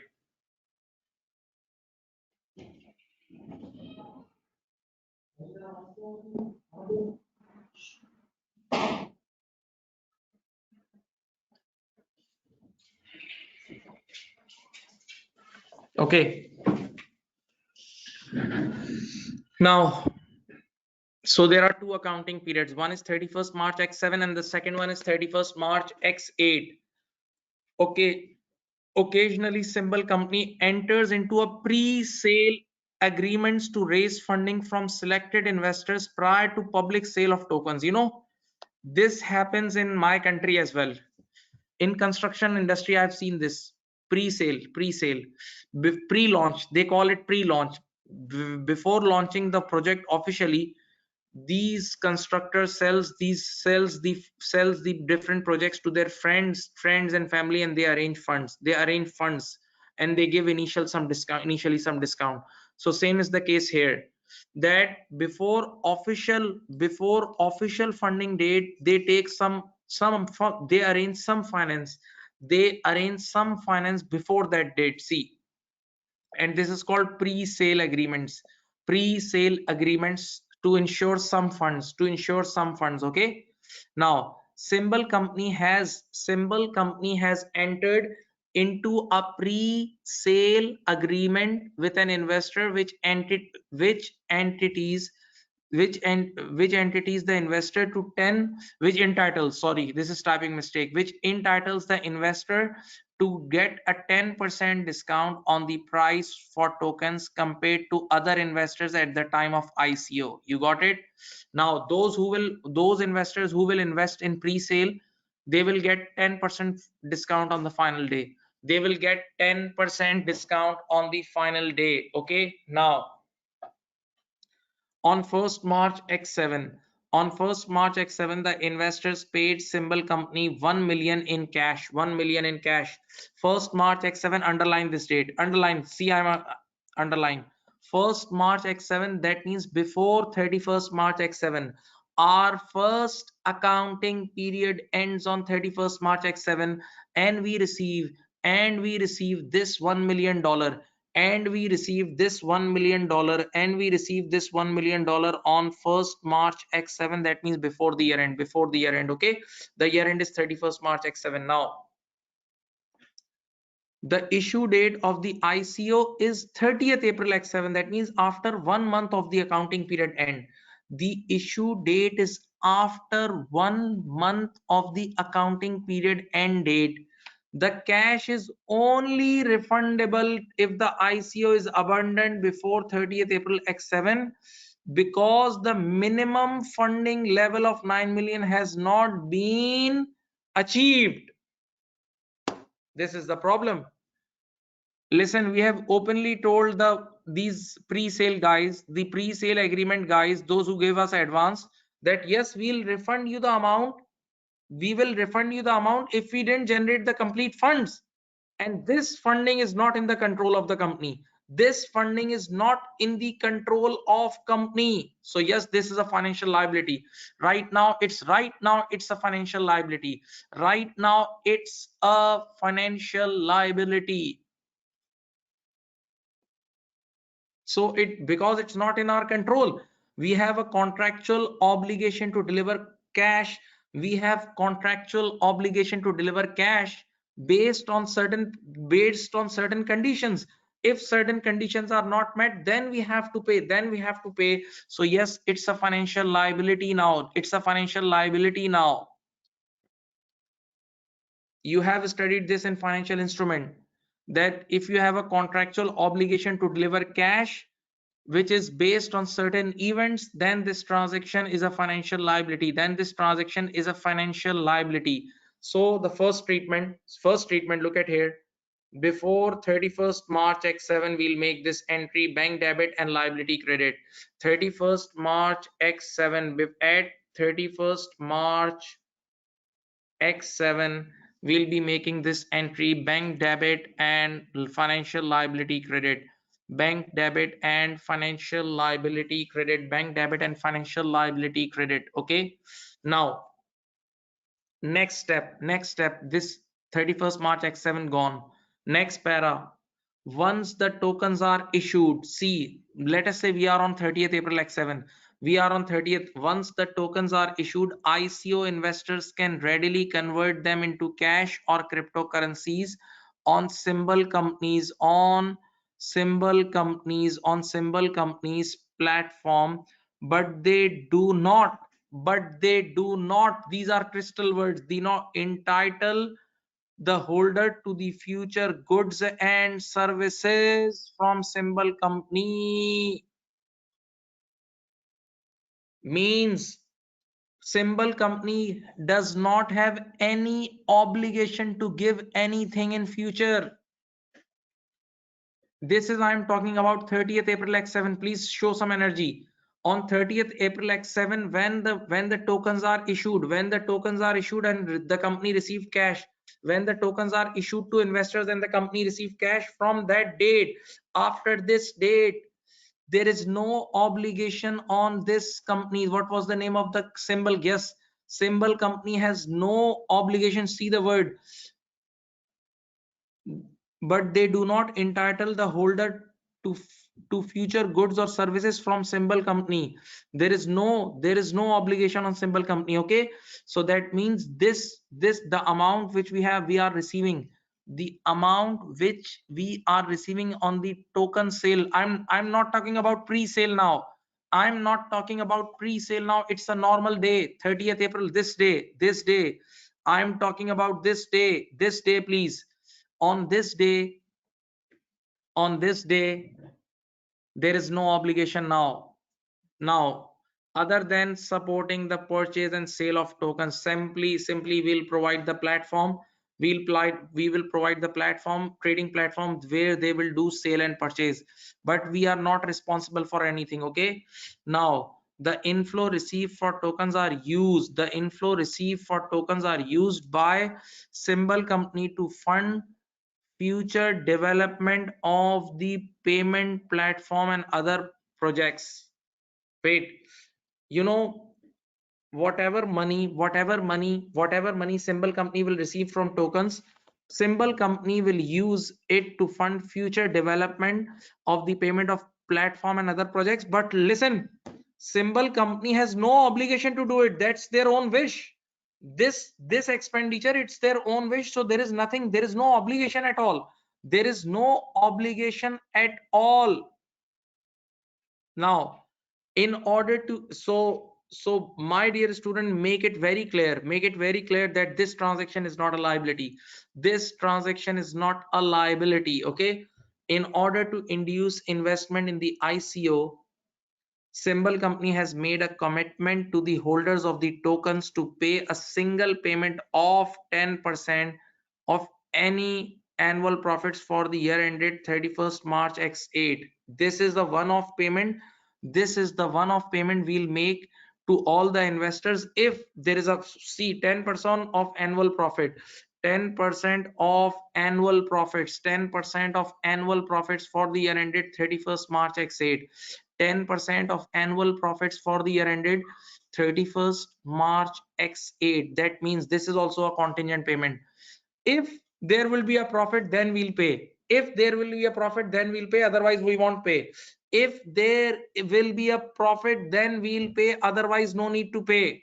The holders do not have any other rights such as redemption of their tokens or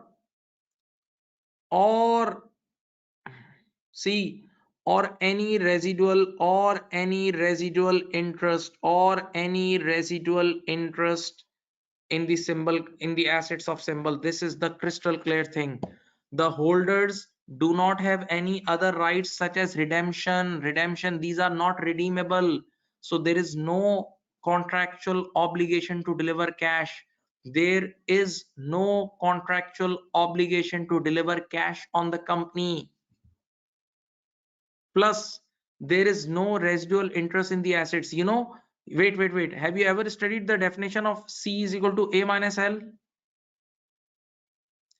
If you ever read financial instrument IS from any book or any article, there is a definition of equity is written. The definition of equity is the residual interest in assets after deducting all liabilities.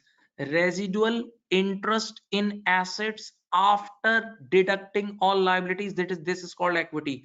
So my dear, the token holders have no rights in equity as well. See, there is no rights in residual interest in the assets of symbol company. So this is not equity and this is not debt. You forgot when I, before the break, please, before the break, when I was telling you the article thing, that article, remember I was giving you a reference of article. What is the difference between IPO and ICO? In IPO, when you issue shares, you give residual interest of the asset, you gave equity rights, you gave ownership interest. Yes, the good word, you give ownership interest. So when you give ownership interest, so there is detailed investigation by SECP and all. But in ICO, there is no ownership interest and there is no redemption gain. So now it's like revenue, the 10 million. See, the ICO raised $10 million on 30th April X7. The ICO raised $10 million on 30th April X7. Now in these 4 lectures, this today is the 4th lecture. In these 4th lecture, once I taught you this technique, listen. Whenever you receive money, see, you debit the bank, you receive $10 million. Now you can credit one of the three things. You can credit one of the three things. One is liability. First, you can credit liability. Do you have any contractual obligation to deliver cash? Ask yourself, do you have any contractual obligation to deliver cash?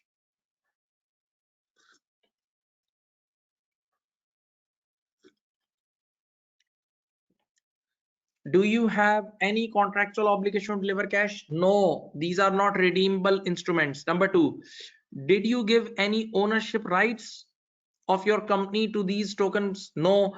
Did you give any residual interest in the assets after deducting all liabilities? No. So this is not equity, this is not liability. So what is the left? Income. This is income. We just earned it. We just earned it. No more obligations. No more obligations. We just earned it. If you remember, yesterday I taught you, in the last meeting I taught you crowdfunding. In the last meeting, or yes, day before yesterday, I taught you crowdfunding. So I taught you 3 classes in crowdfunding. Remember, sometime crowdfunding is treated as equity, sometime crowdfunding is treated as debt, sometime crowdfunding is treated as income. This is the case. See, this is income. We have no obligation now. We have transferred everything. We have transferred everything. We have transferred everything. Okay. Now one more thing. This entry will make, in the year ended, this, see, in the year ended 31st March X8, this entry will make in the year ended 31st March X8. It's my humble request, please write the accounting period through pen. Please write the accounting period through pen. Listen, the first accounting period ends on 31st March X7. The first accounting period ends on 31st March X7, and the second accounting period ends on 31st March X8. Okay, so please be careful, otherwise all this hard work will be wasted. Listen, this entry I made in the last year, and this entry related to pre-sale. You remember pre-sale, guys? Pre-sale guys gave us money, and to those guys we just promised them to refund. We just promised them to refund if we won't be able to launch this token. Okay, so yes, at that time we had contractual obligation to deliver cash. At that time we had contractual obligation to deliver cash. Okay, but once, listen, but once on 30th April X7, that means in the next accounting period, but once on 30th April X7, that is on the next accounting period, you really issued the, you did the short, you played the short, and you arranged $10 million. So now on that day, first of all, you make bank debit and PNL credit 10 million, plus that liability will also be reversed. That liability of 1 million will also be reversed in PNL, because now you have no obligation. You have successfully launched the token, so you will be given you will give token to those pre-sale guys as well. You will give token to those pre-sale guys as well, and those pre-sale guys are now normal token holders. Those pre-sale guys are now normal token holders, nothing else. Okay, so this is how you will formulate. This is how you will formulate. Now only one thing is left. Only one thing is left. Sir, what about that 10% incentive? Only one thing is left. Just giving you 30 seconds or 1 minute to think over it, then I'll speak up. 1 minute or 30 seconds to settle down.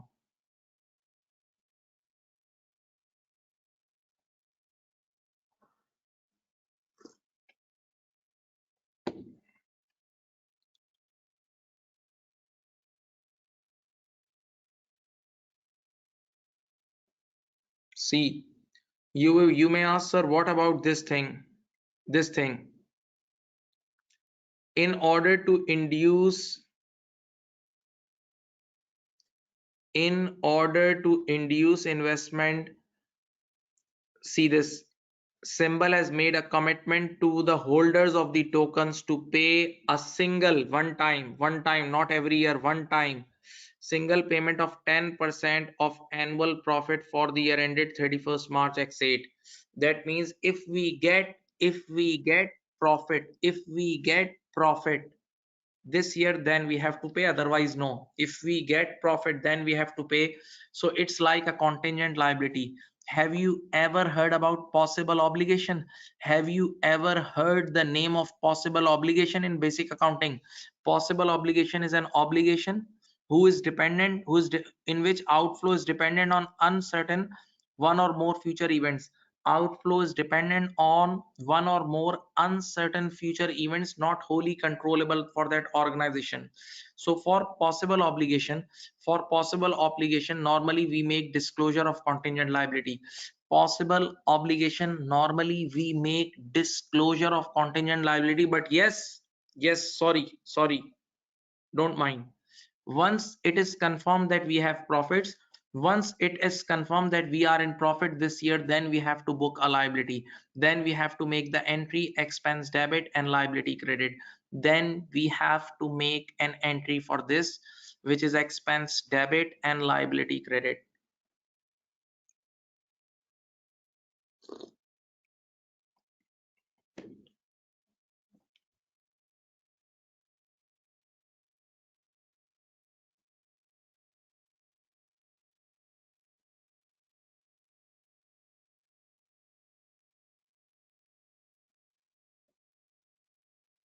Now let's read it. Let's go, let's walk through it. You will understand more now.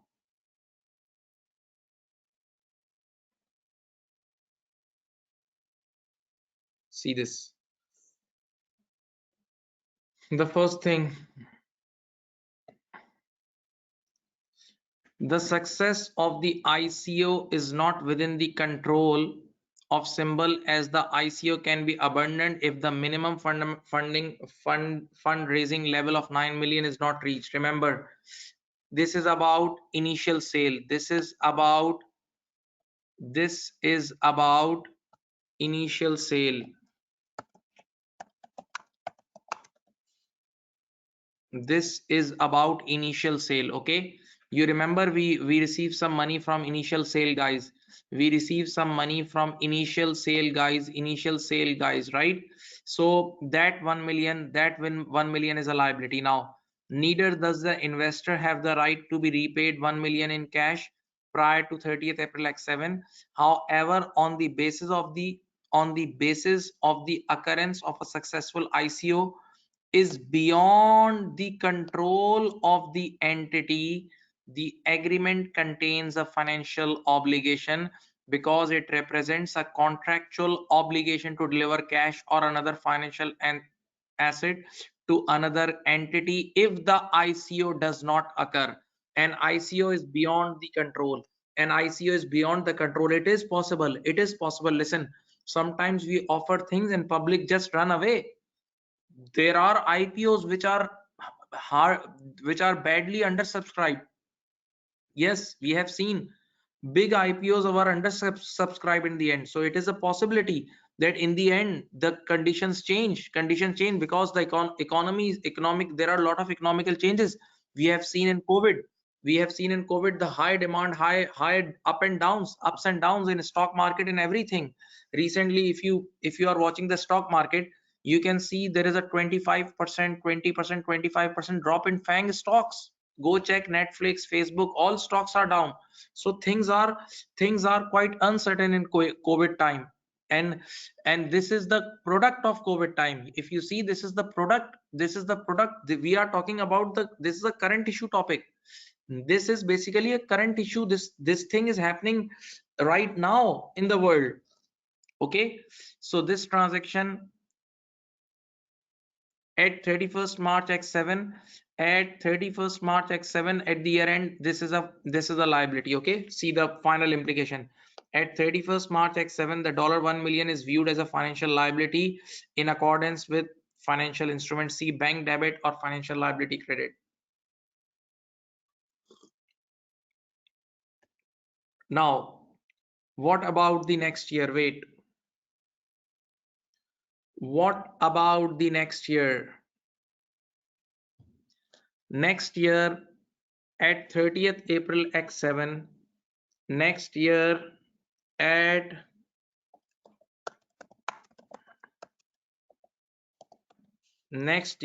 30th April X7, when you receive 10 million at the time of token, at the time you issuing the token, you will make the entry debit bank 10 million and credit financial income. Sir, why income? Because there is no contractual obligation to deliver cash. these token are tokens are not redeemable, and you are not giving any ownership rights to the token holders. You are not giving any rights in the assets to token holders after deducting all your liabilities. So there is no equity, there is no loan. So finally the default number is income, PNL. Okay, so you will make the entry debit bank 10 million.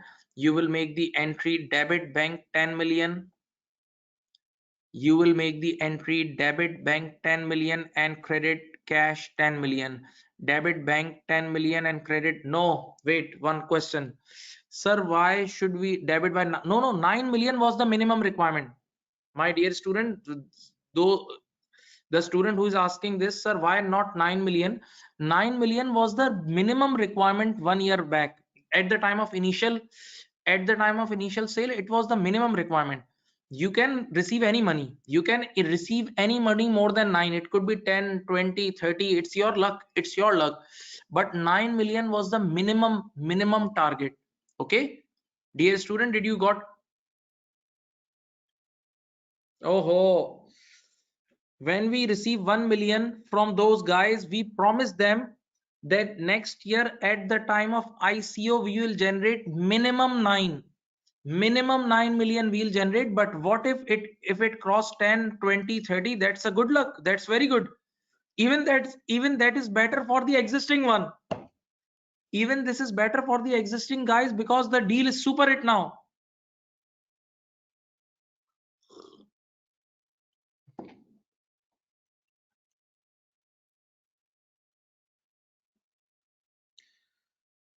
The funds paid by shareholders of token 10 million have one-off rights of one-off rights for this 10%, one-off rights for this 10% profit for the year ended 31st March X8, but they do not have right to the redemption or residual interest in the assets.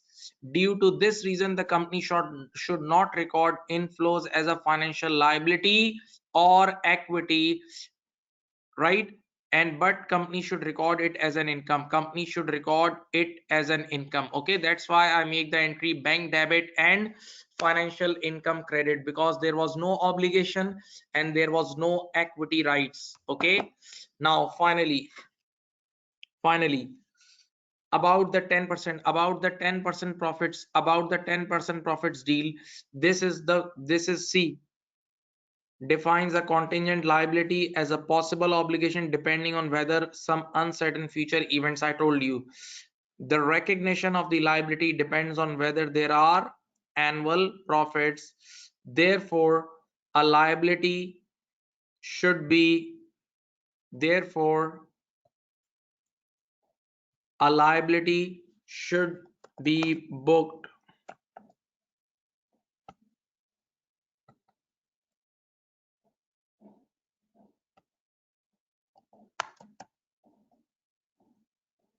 a liability should be booked if company gets confirmation of profits in the year ended 31st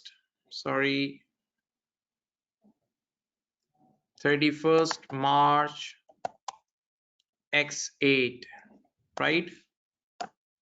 That's it. Okay,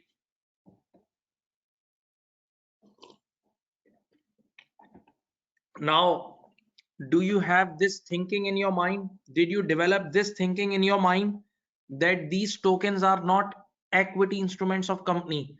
These tokens, coins are not equity instruments of company, and they are not even debt instruments of company. Especially they are not equity instruments of company. Did you establish this thing in your mind? If yes, then get ready for the same dodge. Same dodge, please.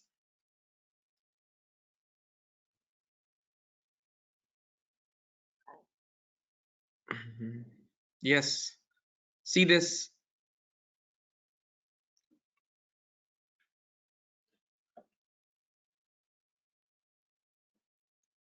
Read this: tokens granted to directors, or let me show you in the Word file. Wait.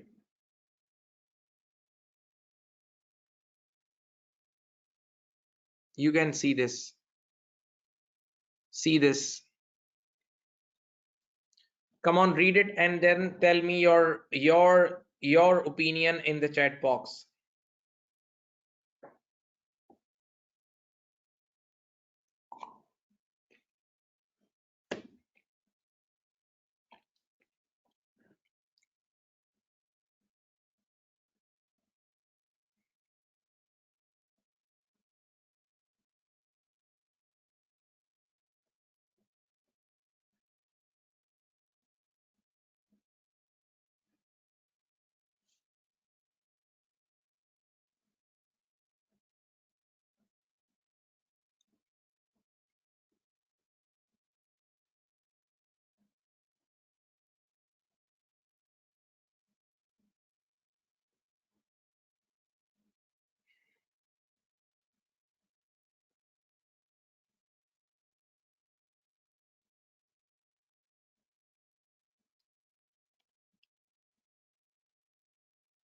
Excellent.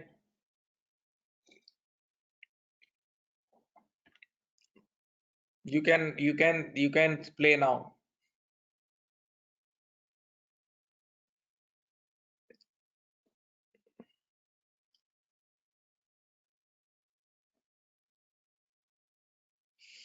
Is it IFRS 2 or IS 19? Is this IFRS 2 or IS 19?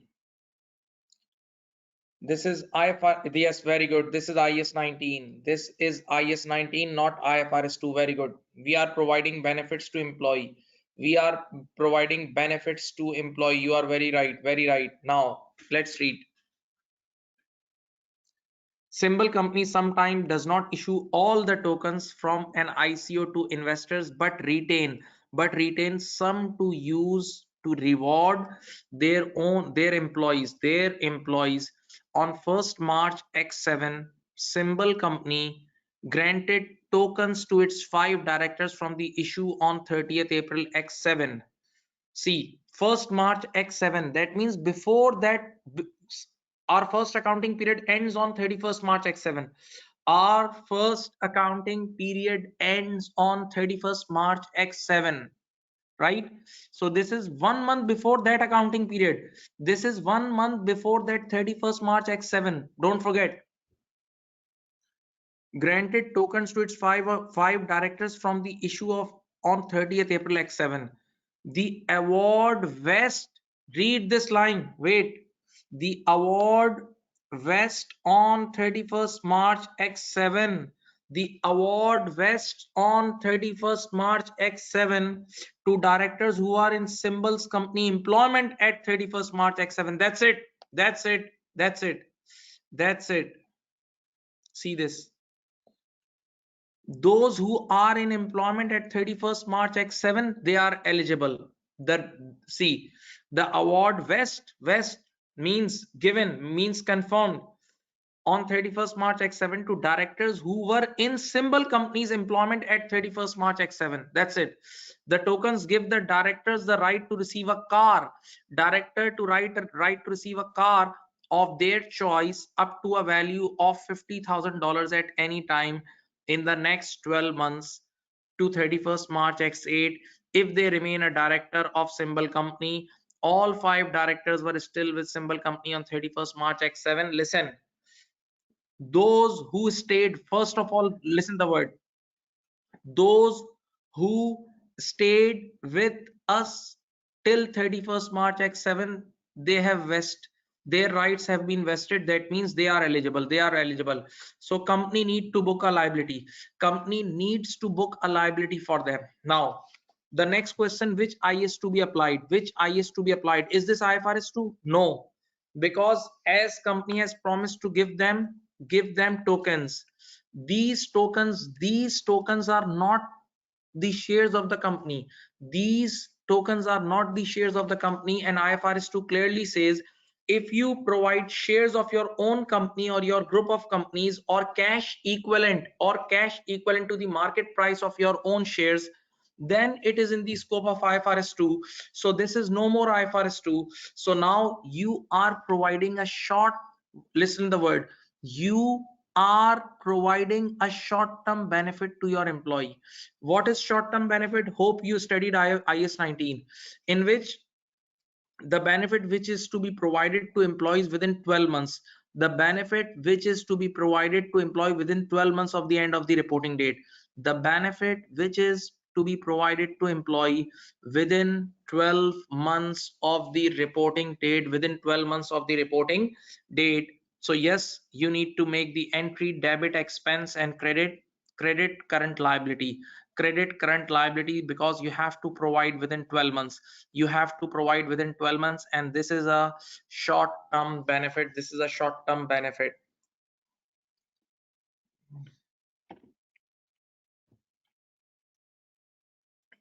Did you understand? First tell me.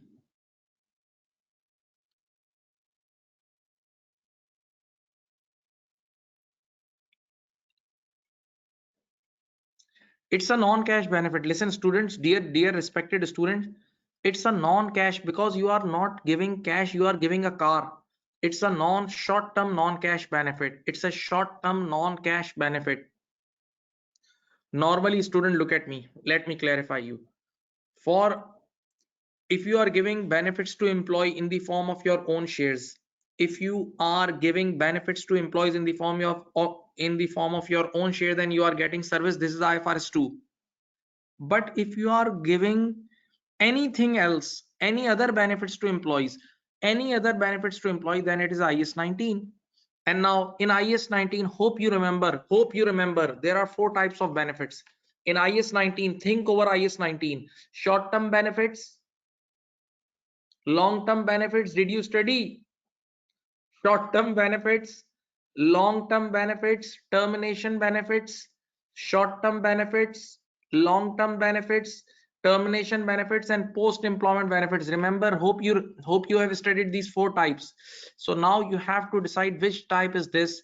So this is the first type, which is short term benefits. This is short term benefits, and short term benefits are those benefits which you have to provide within 12 months of the end of the reporting period, which you have to provide within 12 months of the end of the reporting period.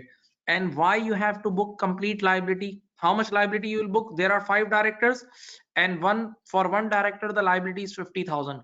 There are 5 directors, and for one director the liability is 50. So 5 multiplied by 50, you have to book 250,000. You have to book 250,000.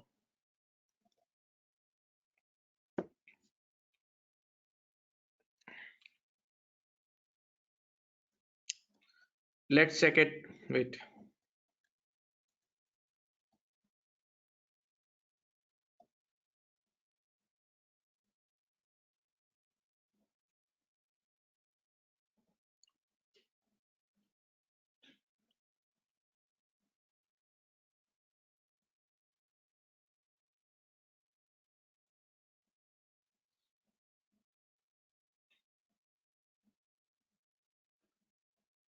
Okay, please go through this. Go through this. Now you have some knowledge.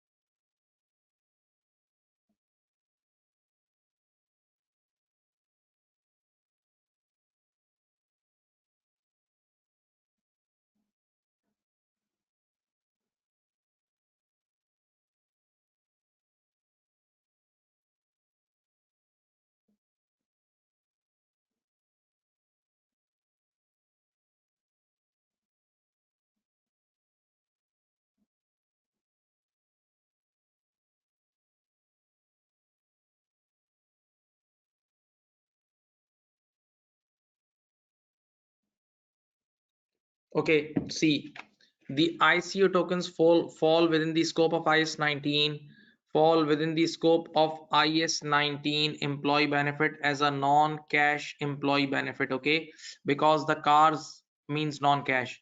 IS 19 can be used to determine the recognition as well as the measurement of employee benefit. It deals in all these type of employee benefit except for those who lies in the scope of IFRS 2. Now, the arrangement would not, clearly would not, this was the dodge, this was the quiz of the day, this was the turning point of the day. You guys forgot, I asked the quiz today 1 hour before. The arrangement would not meet the definition of a share based payment arrangement in accordance with IFRS 2 share, because they do not grant the directors a residual interest in the net assets of symbol company. That means we are not issuing our own shares. See the explanation. We are not issuing our own shares, and we are not issuing cash equivalent to our own shares. We are not issuing our own shares, and we are not issuing cash equivalent to the share price of our shares. So this is not at all in the scope of IFRS 2. Now, it is a non-cash short-term employee benefit. Why short-term employee benefits? See the detail. Short-term employee benefits are those expected to settle wholly before 12 months after the end of the annual reporting period during which employee services are rendered. Okay, now the arrangement includes a condition that the director should be in employment in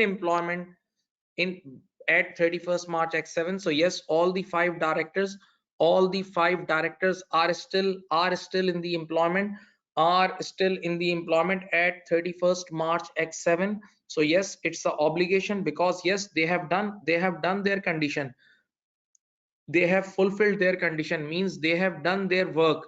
So it's accrued, it's an obligation for us. Symbol company should recognize a liability and short-term benefit expense at 31st March X7 with the following entry, see these. The estimated cost as given in the question was 50,000. The estimated cost as given in the question per director is 50,000. So 5 multiplied by 50,000 is 250.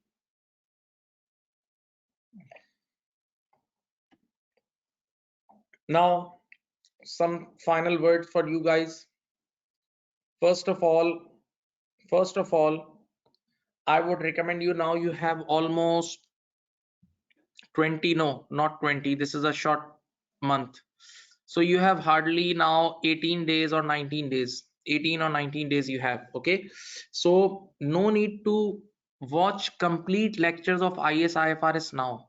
No need to watch now the complete lectures of IS IFRS. If you want to watch the past paper lectures. Yes, you can watch the past paper lectures, plus now you are on the ending stage, you know a lot of things. See, you have studied, these 4 classes were too much, you have studied many things. Now at least give yourself some confidence that you know something. Don't tell yourself each and every day that you know nothing, otherwise your confidence you will have no confidence. It's simply, and you will, you know, you will start thinking negative, and you will start behaving like a failure guy. One thing, I have seen many families in my country, in my city, when a student joins MBBS, like a student wants to become doctor, and he joins any university, medical university. So their parents started calling them doctor from the first year or second year, right?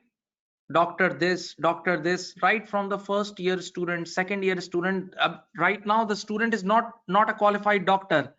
Right now the student is not a qualified doctor, but their parents and their family members start calling them doctor.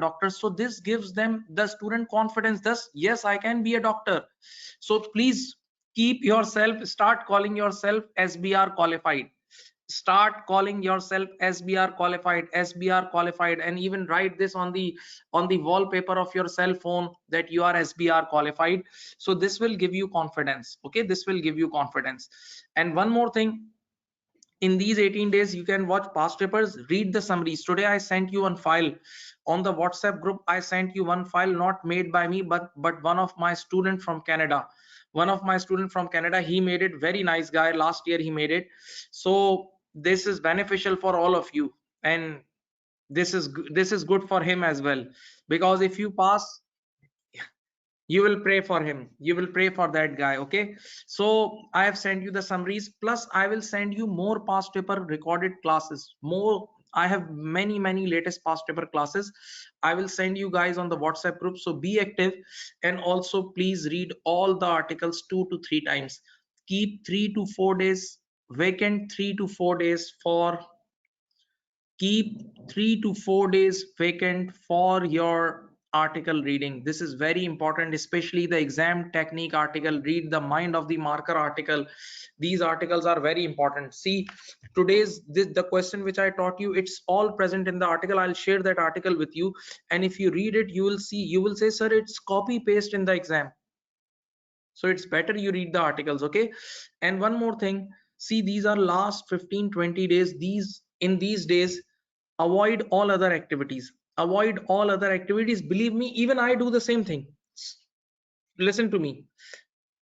Since last 10-15 years, I didn't take any Sunday off. I work every day. I work every day, believe me. Even I don't go to my institute, but I work with my phone, because online teaching and online things are all connected to phone. And today is Sunday. Listen to me very carefully. Today is Sunday, as well as today is my birthday, right?